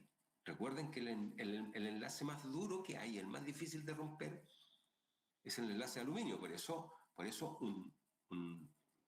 una plagioclasa, un feldespato potásico, yo le saco sílice, le saco el potasio, el calcio o el sodio, dependiendo de la plagioclasa, y la convierto en un filosilicato. Si le sigo poniendo más ácido, con pH más bajo, yo le saco el poco potasio que queda, le saco sílice y le meto más agua. Y termina siendo un aluminosilicato. Y ese es el más difícil de romper, pero cuando yo bajo el pH de 1, yo rompo ese enlace de aluminio y destruyo la arcilla. Entonces, ¿qué es lo que queda? El esqueleto silicio. Entonces, lo que te dice cuando hay vaquisílica es que la acidez fue extrema. Bajó de 1 y rompió todos los enlaces de aluminio, o sea, todas las arcillas fueron destruidas finalmente. ¿Y qué es lo que quedó? El esqueleto silicio. ¿Ya? Aquí, nuevamente, en la medida que va avanzando el HS, o sea, el HSS, en la medida que yo voy avanzando y ya el sistema se me empieza, digamos, ya a declinar, la temperatura está baja, y la acidez ya no es la misma, porque yo ya no tengo la cantidad de ácido sulfídrico suficiente para generar un ácido bajo los 3.5 y generar una destrucción, seguir construyendo el litocap. ¿Qué es lo que pasa? Empieza a bajar el pH, o sea, perdón, la acidez, y empieza a subir el pH. Entonces empiezo digamos, a quedarme en ambientes ilíticos, pues ya no soy tan agresivo desde el punto de vista de la acidez. ¿Y qué termino? Termino hilitas. Es imposible formar hilitas cuando tú tienes una caolinita. Yo le dije ya que no puedo construir. O sea, yo puedo destruir, pero no me puedo devolver. Entonces, hilitizo las cloritas que no fueron alteradas, los feldespatos que no fueron alterados, los porfios con sus biotitas, con sus feldespatos, ¿ya? Que no fueron alterados, los empiezo a formar, a transformar en hilitas, básicamente, en caulinitas si tengo un poquito más bajo el pH, y termino con un montón de carbonato. Ya el carbonato, si se dan cuenta, los pH son sobre 6, o sea, el pH ya no es tan ácido y empezó a subir, a subir, a subir, porque ya el fluido se está muriendo, ya no tiene tanto condimento como para formar una acidez tan grande, y empiezo a generar carbonatos, ¿ya? Y que aquí hay un montón de carbonatos, los vamos a ver. Ya pues, ¿qué pasa? Aquí está. Aquí están los carbonatos. Imagínense, estas son las vetas, las raíces, las vetas que están aquí, estos que están en rojo aquí, son todos estos sulfuros que están acá. Si lo oxidamos, es ese, así se ve. Aquí tenemos una calcovirita, está metida acá, está aquí. Pero en la medida, digamos, aquí están los sulfosales, que son los que están aquí. O sea, no puse los sulfosales. Ah, pero lo puse en la anterior, ¿no? Ahí están. Estos son los sulfosales. Y estos son los que están acá arriba, ¿ya? Pero en la medida que yo me voy metiendo más abajo, claramente empiezan a aparecer estos. ¿Ya? Estos que están aquí. ¿Ya? Y si se dan cuenta, no hay ni halo acá. O sea, el fluido está en equilibrio con la roca caja, ya no empiezo a destruirla. Y este es rodocrosita, y ustedes ven la textura, son puros porfios hasta arriba. Miren, esto es un porfio paleozoico. Aquí hay anquerita, rodocrosita y calcita. Todos los porfios lo tienen en general. Lo que pasa es que uno no los ve, pues son rellenos, son espacios, empiezan a rellenar espacios vacíos, no meten mucha bulla porque son, digamos, hay un montón de carbonatos que yo no voy a formar, porque si los carbonatos precipitan, recuerden. Yo no altero una roca para formar un carbonato, no es como la cericita, que yo necesito un feldespato para alterar la cericita. Pero los carbonatos precipitan, o sea, el fluido trae carbonatos a las temperaturas adecuadas, bajo los 250 grados hacia abajo, y recuerden que los carbonatos precipitan hasta cuando uno está regando, digamos, y las manchas en las hojas, esas manchas blancas son carbonatos. Entonces, las temperaturas, los carbonatos pueden precipitar muy tardíamente dentro del sistema. Lo que te quiere decir ya que el pH ya no es agresivo. O sea, el sistema se está debilitando desde el punto de vista de la acidez y está bajando la temperatura. O sea, el sistema en rigor está colapsando. ¿Ya? ¿Ah? Si nosotros miramos qué es lo que pasa con la acidez, pasa esto. Básicamente tengo el pH y el pH de este, algo pasó aquí. Chubaya, se me fue aquí. ¿Eso no? Aquí está, bueno. Voy a mostrar este, después muestro el otro. Aquí me faltó esta parte, si se dan cuenta. Aquí está el pH 0, aquí está el pH 1, 2. Y este es de 0,5 a 3,5. Pero en la medida que yo voy bajando, recuerden que son temperaturas epitermales, sobre los 350 grados, de ahí hacia abajo. Pero en la medida que yo me voy debilitando, claramente voy digamos, transitando hacia un ISS.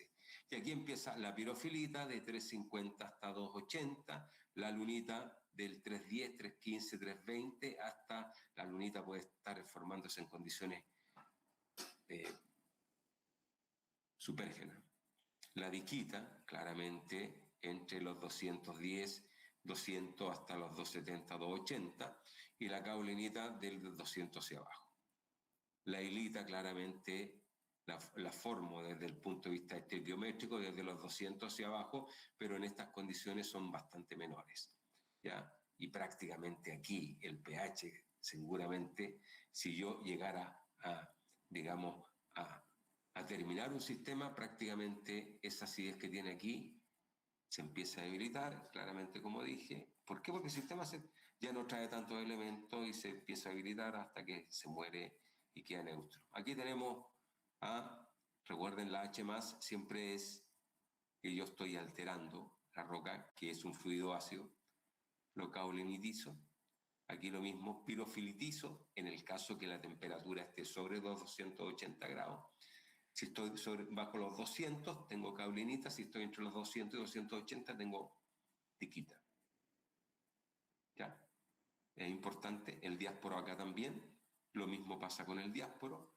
Que yo necesito un fluido más ácido desde un feldespato, lo empiezo a destruir, le saco el potasio, le saco la sílice, ¿ya? Y lo convierto en un diásporo probablemente tal. Si nosotros quisiéramos, ¿ya?, armar completo los tres ambientes, el potásico y el propilítico, el sericítico y el epitermal, que está geométricamente más arriba y es mucho más somero, prácticamente tengo estos tres, digamos, fluctuaciones y variaciones del pH en cada uno de los eventos. Finalmente termina todo confluyendo en un fluido relativamente neutro. ¿Ya? Así es que aquí tenemos en la práctica, tenemos un porfío de cobre molibdeno con todos los tipos de vetillas, con las temperaturas. Claramente tenemos un ambiente potásico, un sericítico de alta temperatura, uno de baja temperatura aquí, un sericítico de alta temperatura, las PGS y las GGS, y los sulfuros masivos donde están, digamos, bajo los 200 grados, todos los cobres grises y la energita, y aquí están los sulfuros masivos. ¿Ya? Oye, ¿sabéis que se me quedó una muestra? Lo que pasa es que tuve hice dos presentaciones, y en una puse unas láminas que no están acá, que es que, lo siento.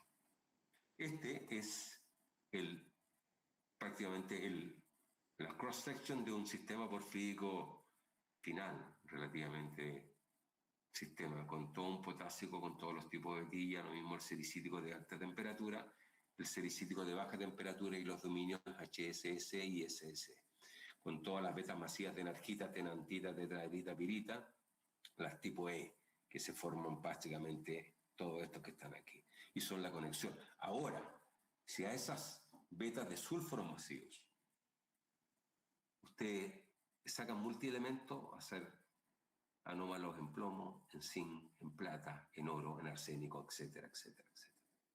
Lo van a ver, un pic y un pic, ¿ya? Lo que quiere decir que claramente se formaron en condiciones de menor temperatura y están asociados a eventos mucho más tardíos. Por lo tanto, yo he visto varias publicaciones en LinkedIn que no me he querido meter, pero hay beta de sulfuro masivo dentro de, como la de la portada, donde asumen de que el sulfuro masivo está asociado al evento de sericita de alta temperatura. Eso no es bueno, eso confunde a la gente y no es bueno, ¿ya? Así es que se ha comprobado de que todos estos sulfuros masivos han sometido a multielementos y son anómalos en plomo y en zinc.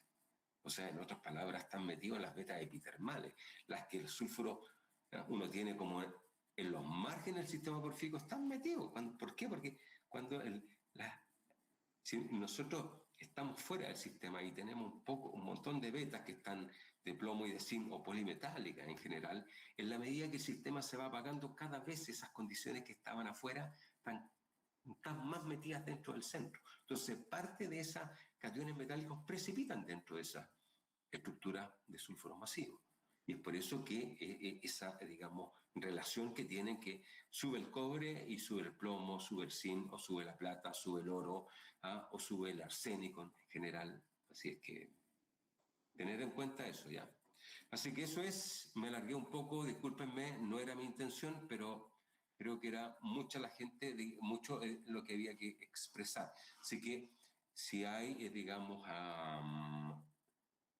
alguna pregunta, yo no tengo ningún problema, o si tienen alguna pregunta posterior, ahí está mi, ¿cómo se llama? Mi email. Yo no tengo ningún problema en que si más de alguno tiene alguna duda al respecto o después se le genera la pregunta, lo puedan ustedes en rigor preguntar y yo, digamos, un poco guiarlo hacia donde quieren, digamos, darle la respuesta un poco para complementar eso. Así que yo agradezco montones, porque nuevamente, no es un día para estar haciendo este tipo de cosas, pero yo no tenía otro día y yo tenía, digamos, un compromiso con la UNSA y bueno, y aquí estoy cumpliendo. Así que agradezco su tiempo. Si no tienen preguntas, en el fondo me mandan un mail, ¿ya? Así es que se agradece, digamos, el esfuerzo de poder estar acá. Así que se pueden ir a tomar un par de cervecitas o, si están en Perú, un catedral ahí maravilloso. Así es que se agradece, digamos, todo el, la dedicación y, bueno, y acompañarme en esta charla. Uh-huh. Aquí alguien está preguntando, Giovanni Muñoz dice, estas alteraciones propias de porfios y de otros tipos de depósitos minerales, teniendo en cuenta los rangos de temperaturas en las que actúan estas asociaciones minerales sobre el sistema, ¿se puede trasladar estos rangos de temperaturas a otros sistemas como IUC? Claro, son un poco distintos, ¿eh? Son un poco distintos, pero recuerden, o sea, cuál es lo más importante de esto? Uno, de que los sistemas tienen una duración en el tiempo y son muy largos. Por lo tanto, debido a que los sistemas comienzan con una parte de alta temperatura y terminan en una baja temperatura, claramente estas asociaciones, si hay asociaciones geoquímicas muy similares, posiblemente vamos a formar improntas parecidas.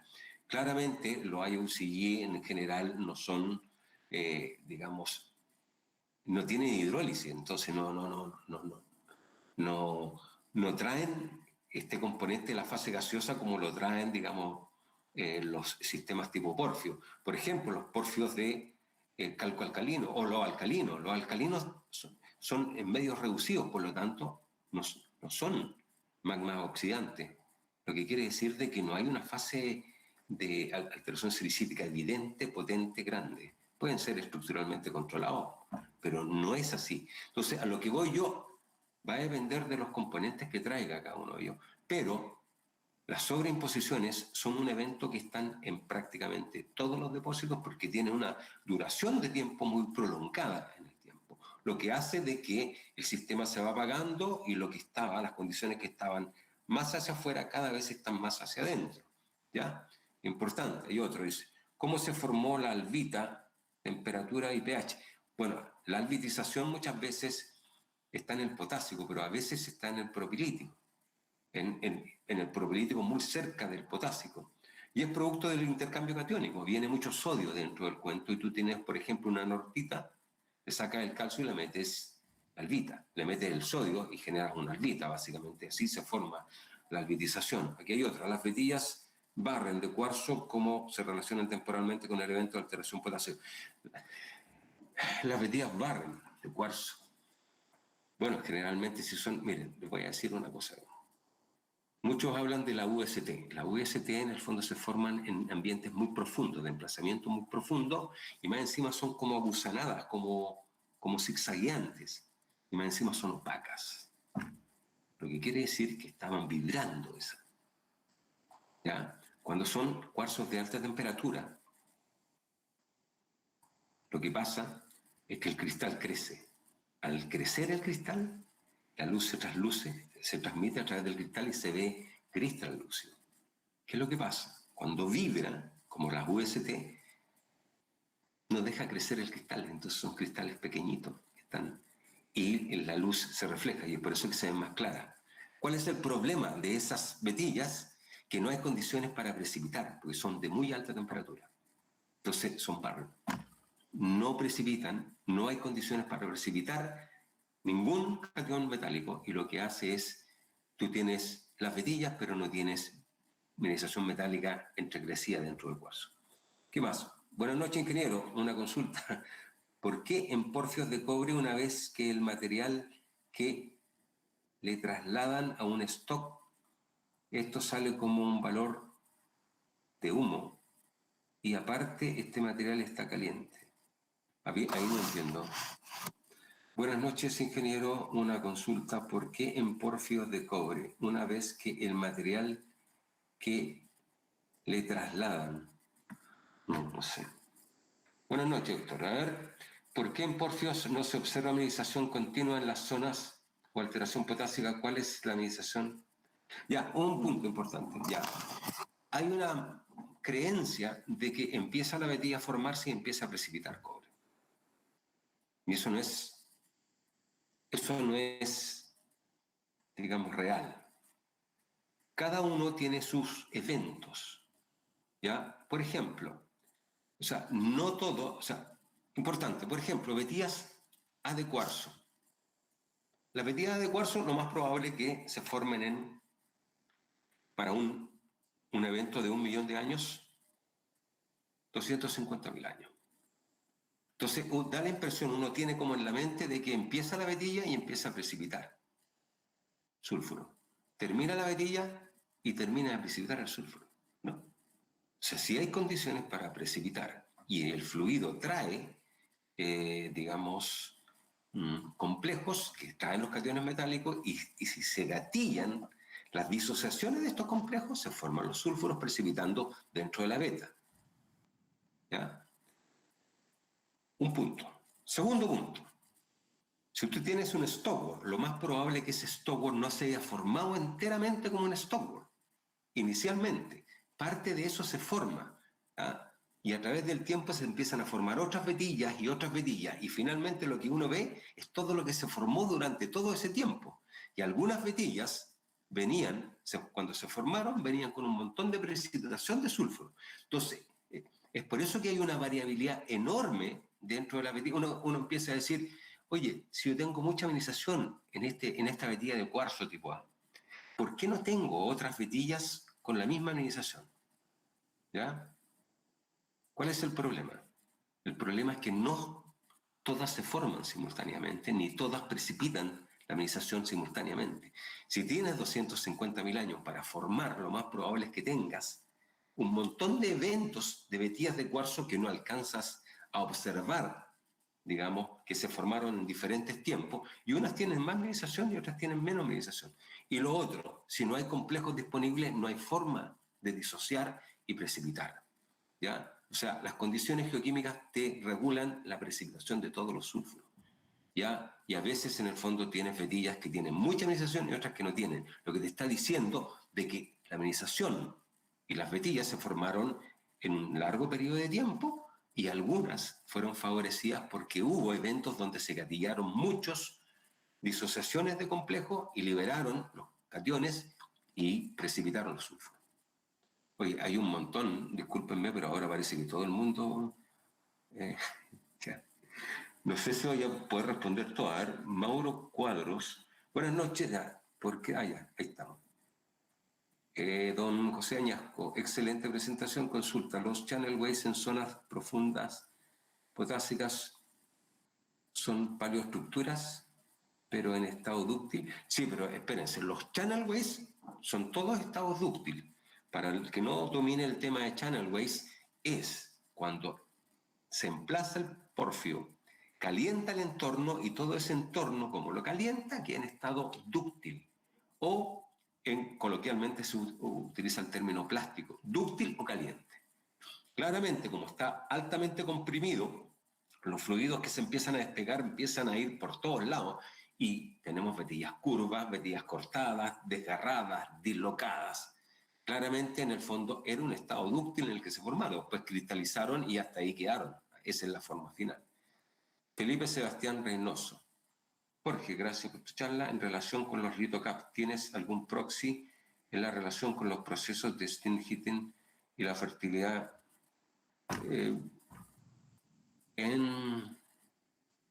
sea, la verdad, los steam heating en el fondo es complejo. Yo he visto steam heating que detonan la precipitación y hay otros que no detonan la precipitación.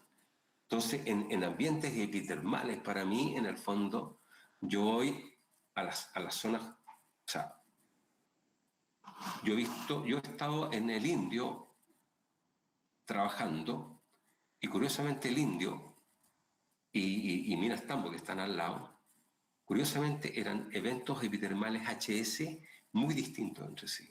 Uno obedecían donde había, por ejemplo, alunita, baritina y cuarzo. El oro estaba sobre 20, 30, 40 grados. En el Indio habían solamente vetillas, ¿ya? Y en Minas Tambo habían brechas. Entonces, tener tips para todo este tipo de eventos epitermales claramente es difícil. Es muy difícil porque yo he visto zonas silicificadas completas, zonas steam heated mineralizadas y zonas sin steam heated no mineralizadas. He visto brechas epitermales con un montón de mineralización y asociaciones que prácticamente daban, pero que no son extrapolables. Yo nunca he visto otro evento como el que vi en el Indio, donde la baritina, la lunita y el cuarzo eran el argumento para encontrar oro. Y recuerden, ahí habían petillas que tenían hasta 55.000 ppm de oro, o sea, 55 kilos de oro. Era mucho el oro, pero no fueron extrapolables a otros depósitos, básicamente. Donde había sílice es fundamental para mí. Pero los steam heated, yo he visto todas las alternativas a los steam heated, unos con y otros sin mineralización, básicamente. Y los estilos de asociaciones fueron muy variados. Así que no podría tener tips al respecto. Don Joseph Torres, ¿puede precipitar el cobre como sulfuro en condiciones de pH?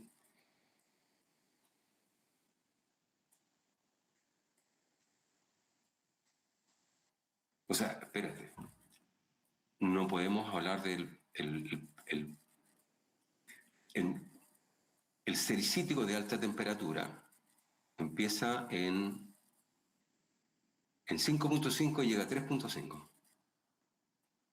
¿Ya? Por una reacción con la roca de caja. Cuando yo tengo que alterar la roca de caja, me debilito. ¿Ya? Al debilitarme, no soy capaz de sostener el cobre y lo libero. ¿Ya? Pero ese es por la reacción con la roca de caja con los sericíticos. La única forma de poder precipitar el cobre en esas condiciones de pH menor a 4. Si yo reacciono con la roca de caja, hago que el pH suba. Y al pH subirlo, ¿ya? Yo me debilito y lo bajo. Posiblemente no alcanza el 4.5 por arriba. Y ahí ya no lo puedo sostener. Pero la única forma de poder establecer, digamos, en un ambiente sericítico, o el argílico avanzado que es menor a 3.5, desde mi punto de vista, es muy difícil. Porque en esas condiciones el fluido, el catión metálico está en solución. Desde mi punto de vista, yo no he visto una situación parecida, excepto la que te acabo de explicar, pero viéndolo, resulta que la reacción con la roca de caja hace que el fluido se debilite, suba el pH y lo boto. Entonces, sube del 4 para arriba. Entonces, me da la impresión de que no. Deben haber condiciones especiales, seguramente donde hay mucha más presión, ¿ya? Donde la presión sí puede modificar los pH, los comportamientos de los pH, pero no ha salido ningún paper al respecto. Don Luis Alexander Álvarez.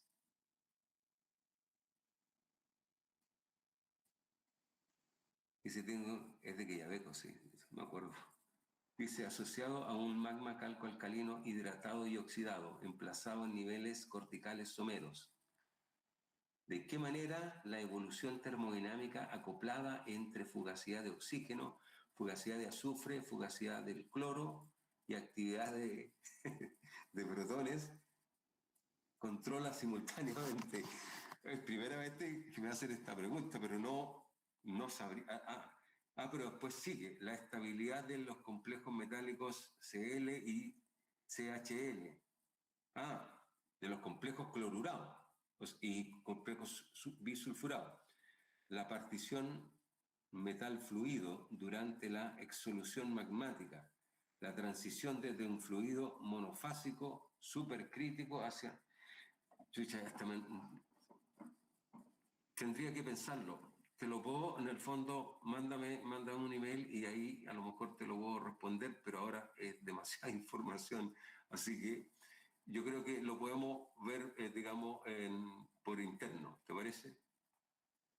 Don Álvaro Monzón, ingeniero, buenas noches. Disculpe la molestia. ¿Es posible que un sistema hidrotermal temprano dominado por fluidos hipersalinos relacionados a una IUCG sea posteriormente cortado por un evento? Pero claro que sí. Eso es más, miren. Yo he visto acá en Chile, deben haber unos 40 porfios paleozoicos. Por lo menos el 10% de esos porfios paleozoicos han sido emplazados por otros porfios que son oligocenos, utilizando las mismas estructuras. No me cabe duda que cuando no hay una estructura, digamos relevantes, se utilicen las preexistentes. Todos, digamos, bajo el Mioceno, del Oligoceno, de la franja del Oligoceno, bajo el Mioceno hay un embasamento paleozoico que tiene estructuras que son corticales que llegan al manto. Claramente por ahí se han metido 2, 3, 4, digamos, sistemas porfíricos y dentro de los paleozoicos, que es más o menos crítico, yo he visto 4 ejemplos de porfios que están metidos porfios terciarios que están metidos dentro de un paleozoico. Por lo tanto, desde esa perspectiva, claramente un IUCD puede ser reutilizado por una reactivación de la estructura. No me cabe duda, si son las estructuras corticales, puta, no hay duda de que están siendo reutilizadas. Es más, yo creo que Perú, Ecuador, parte de Argentina, tienen tanta cosa pendiente aún que se está recién empezando a descubrir que no me cabe duda de que van a haber sistemas muy antiguos sobreimpuestos por sistemas más recientes. ¿Ya? Y claramente va a depender de la época, es decir, un sistema porfírico, o un sistema porfírico, o un IUCG, o un calco alcalino, o un alcalino metido sobre un IUCG, de partida no. Sería lo más lógico utilizarlo, sobre todo que las estructuras corticales en general no son muchas, ¿ya? Y es por eso que son reutilizadas. Andrés Morales, implicancias económicas podría traer que el nivel freático esté más profundo o más superficial, se puede volver rentable, claramente.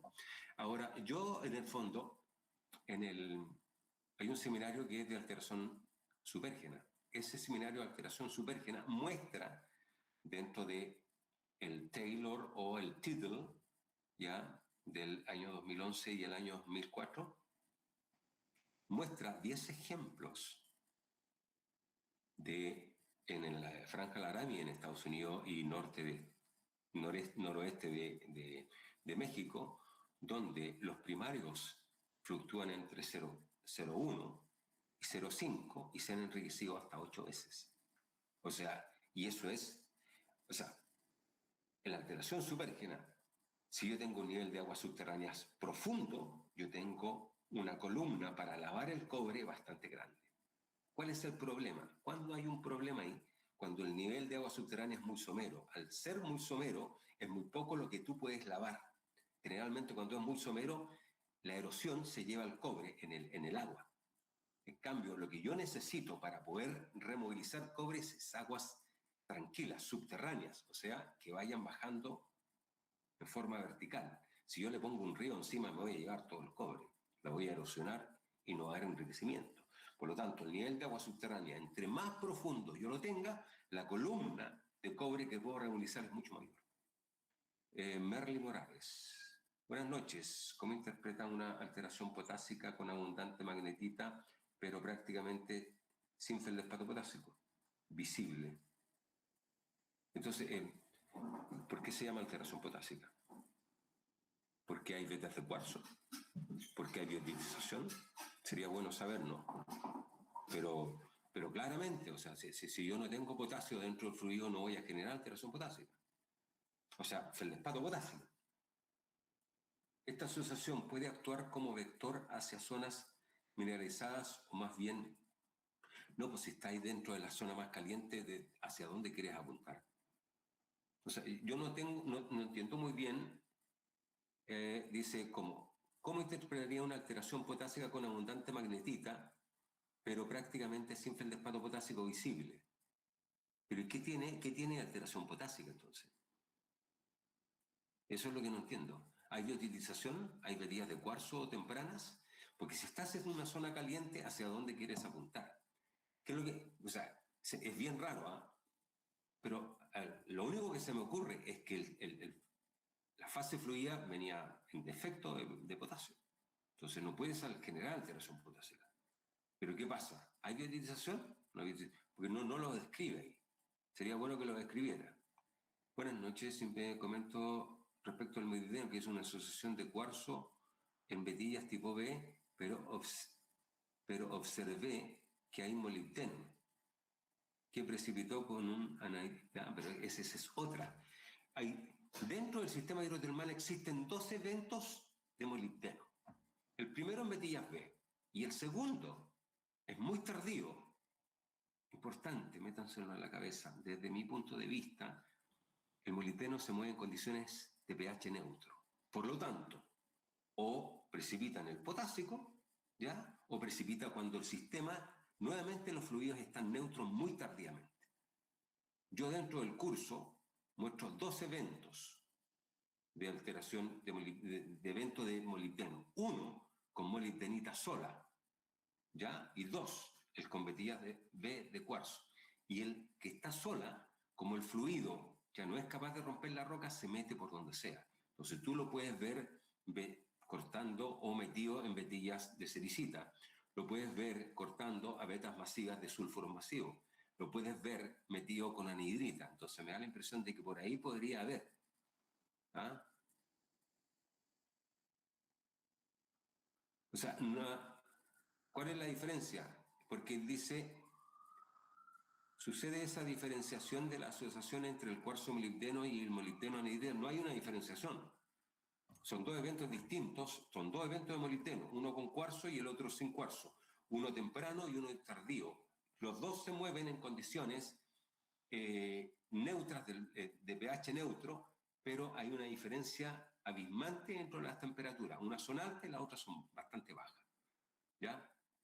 Así que importante. Miguel Ángel Morales, gracias por la consulta de extensión.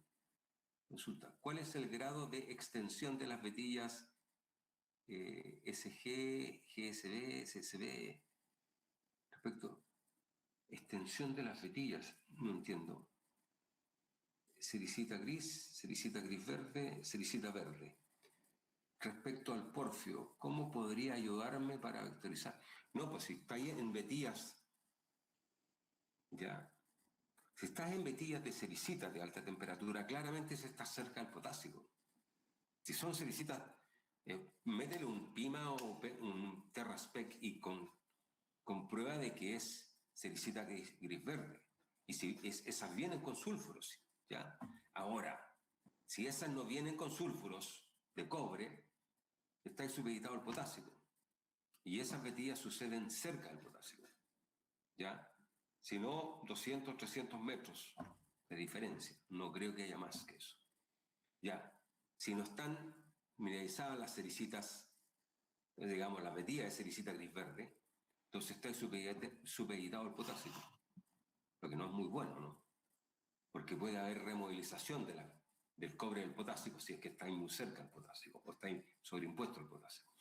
Por lo tanto, desde mi perspectiva, no se ve muy bueno el panorama, pero deberías estar en el fondo muy cerca del potásico. Ahora, ¿cómo lo haría yo? En el fondo, trataría de ver dónde hay fenjitas que son de mayor temperatura y tratar de ver por ese lado. Fenjitas y muscovitas. Las muscovitas en el fondo pueden extenderse muy tardíamente dentro del sistema porque pueden llegar hasta los 150.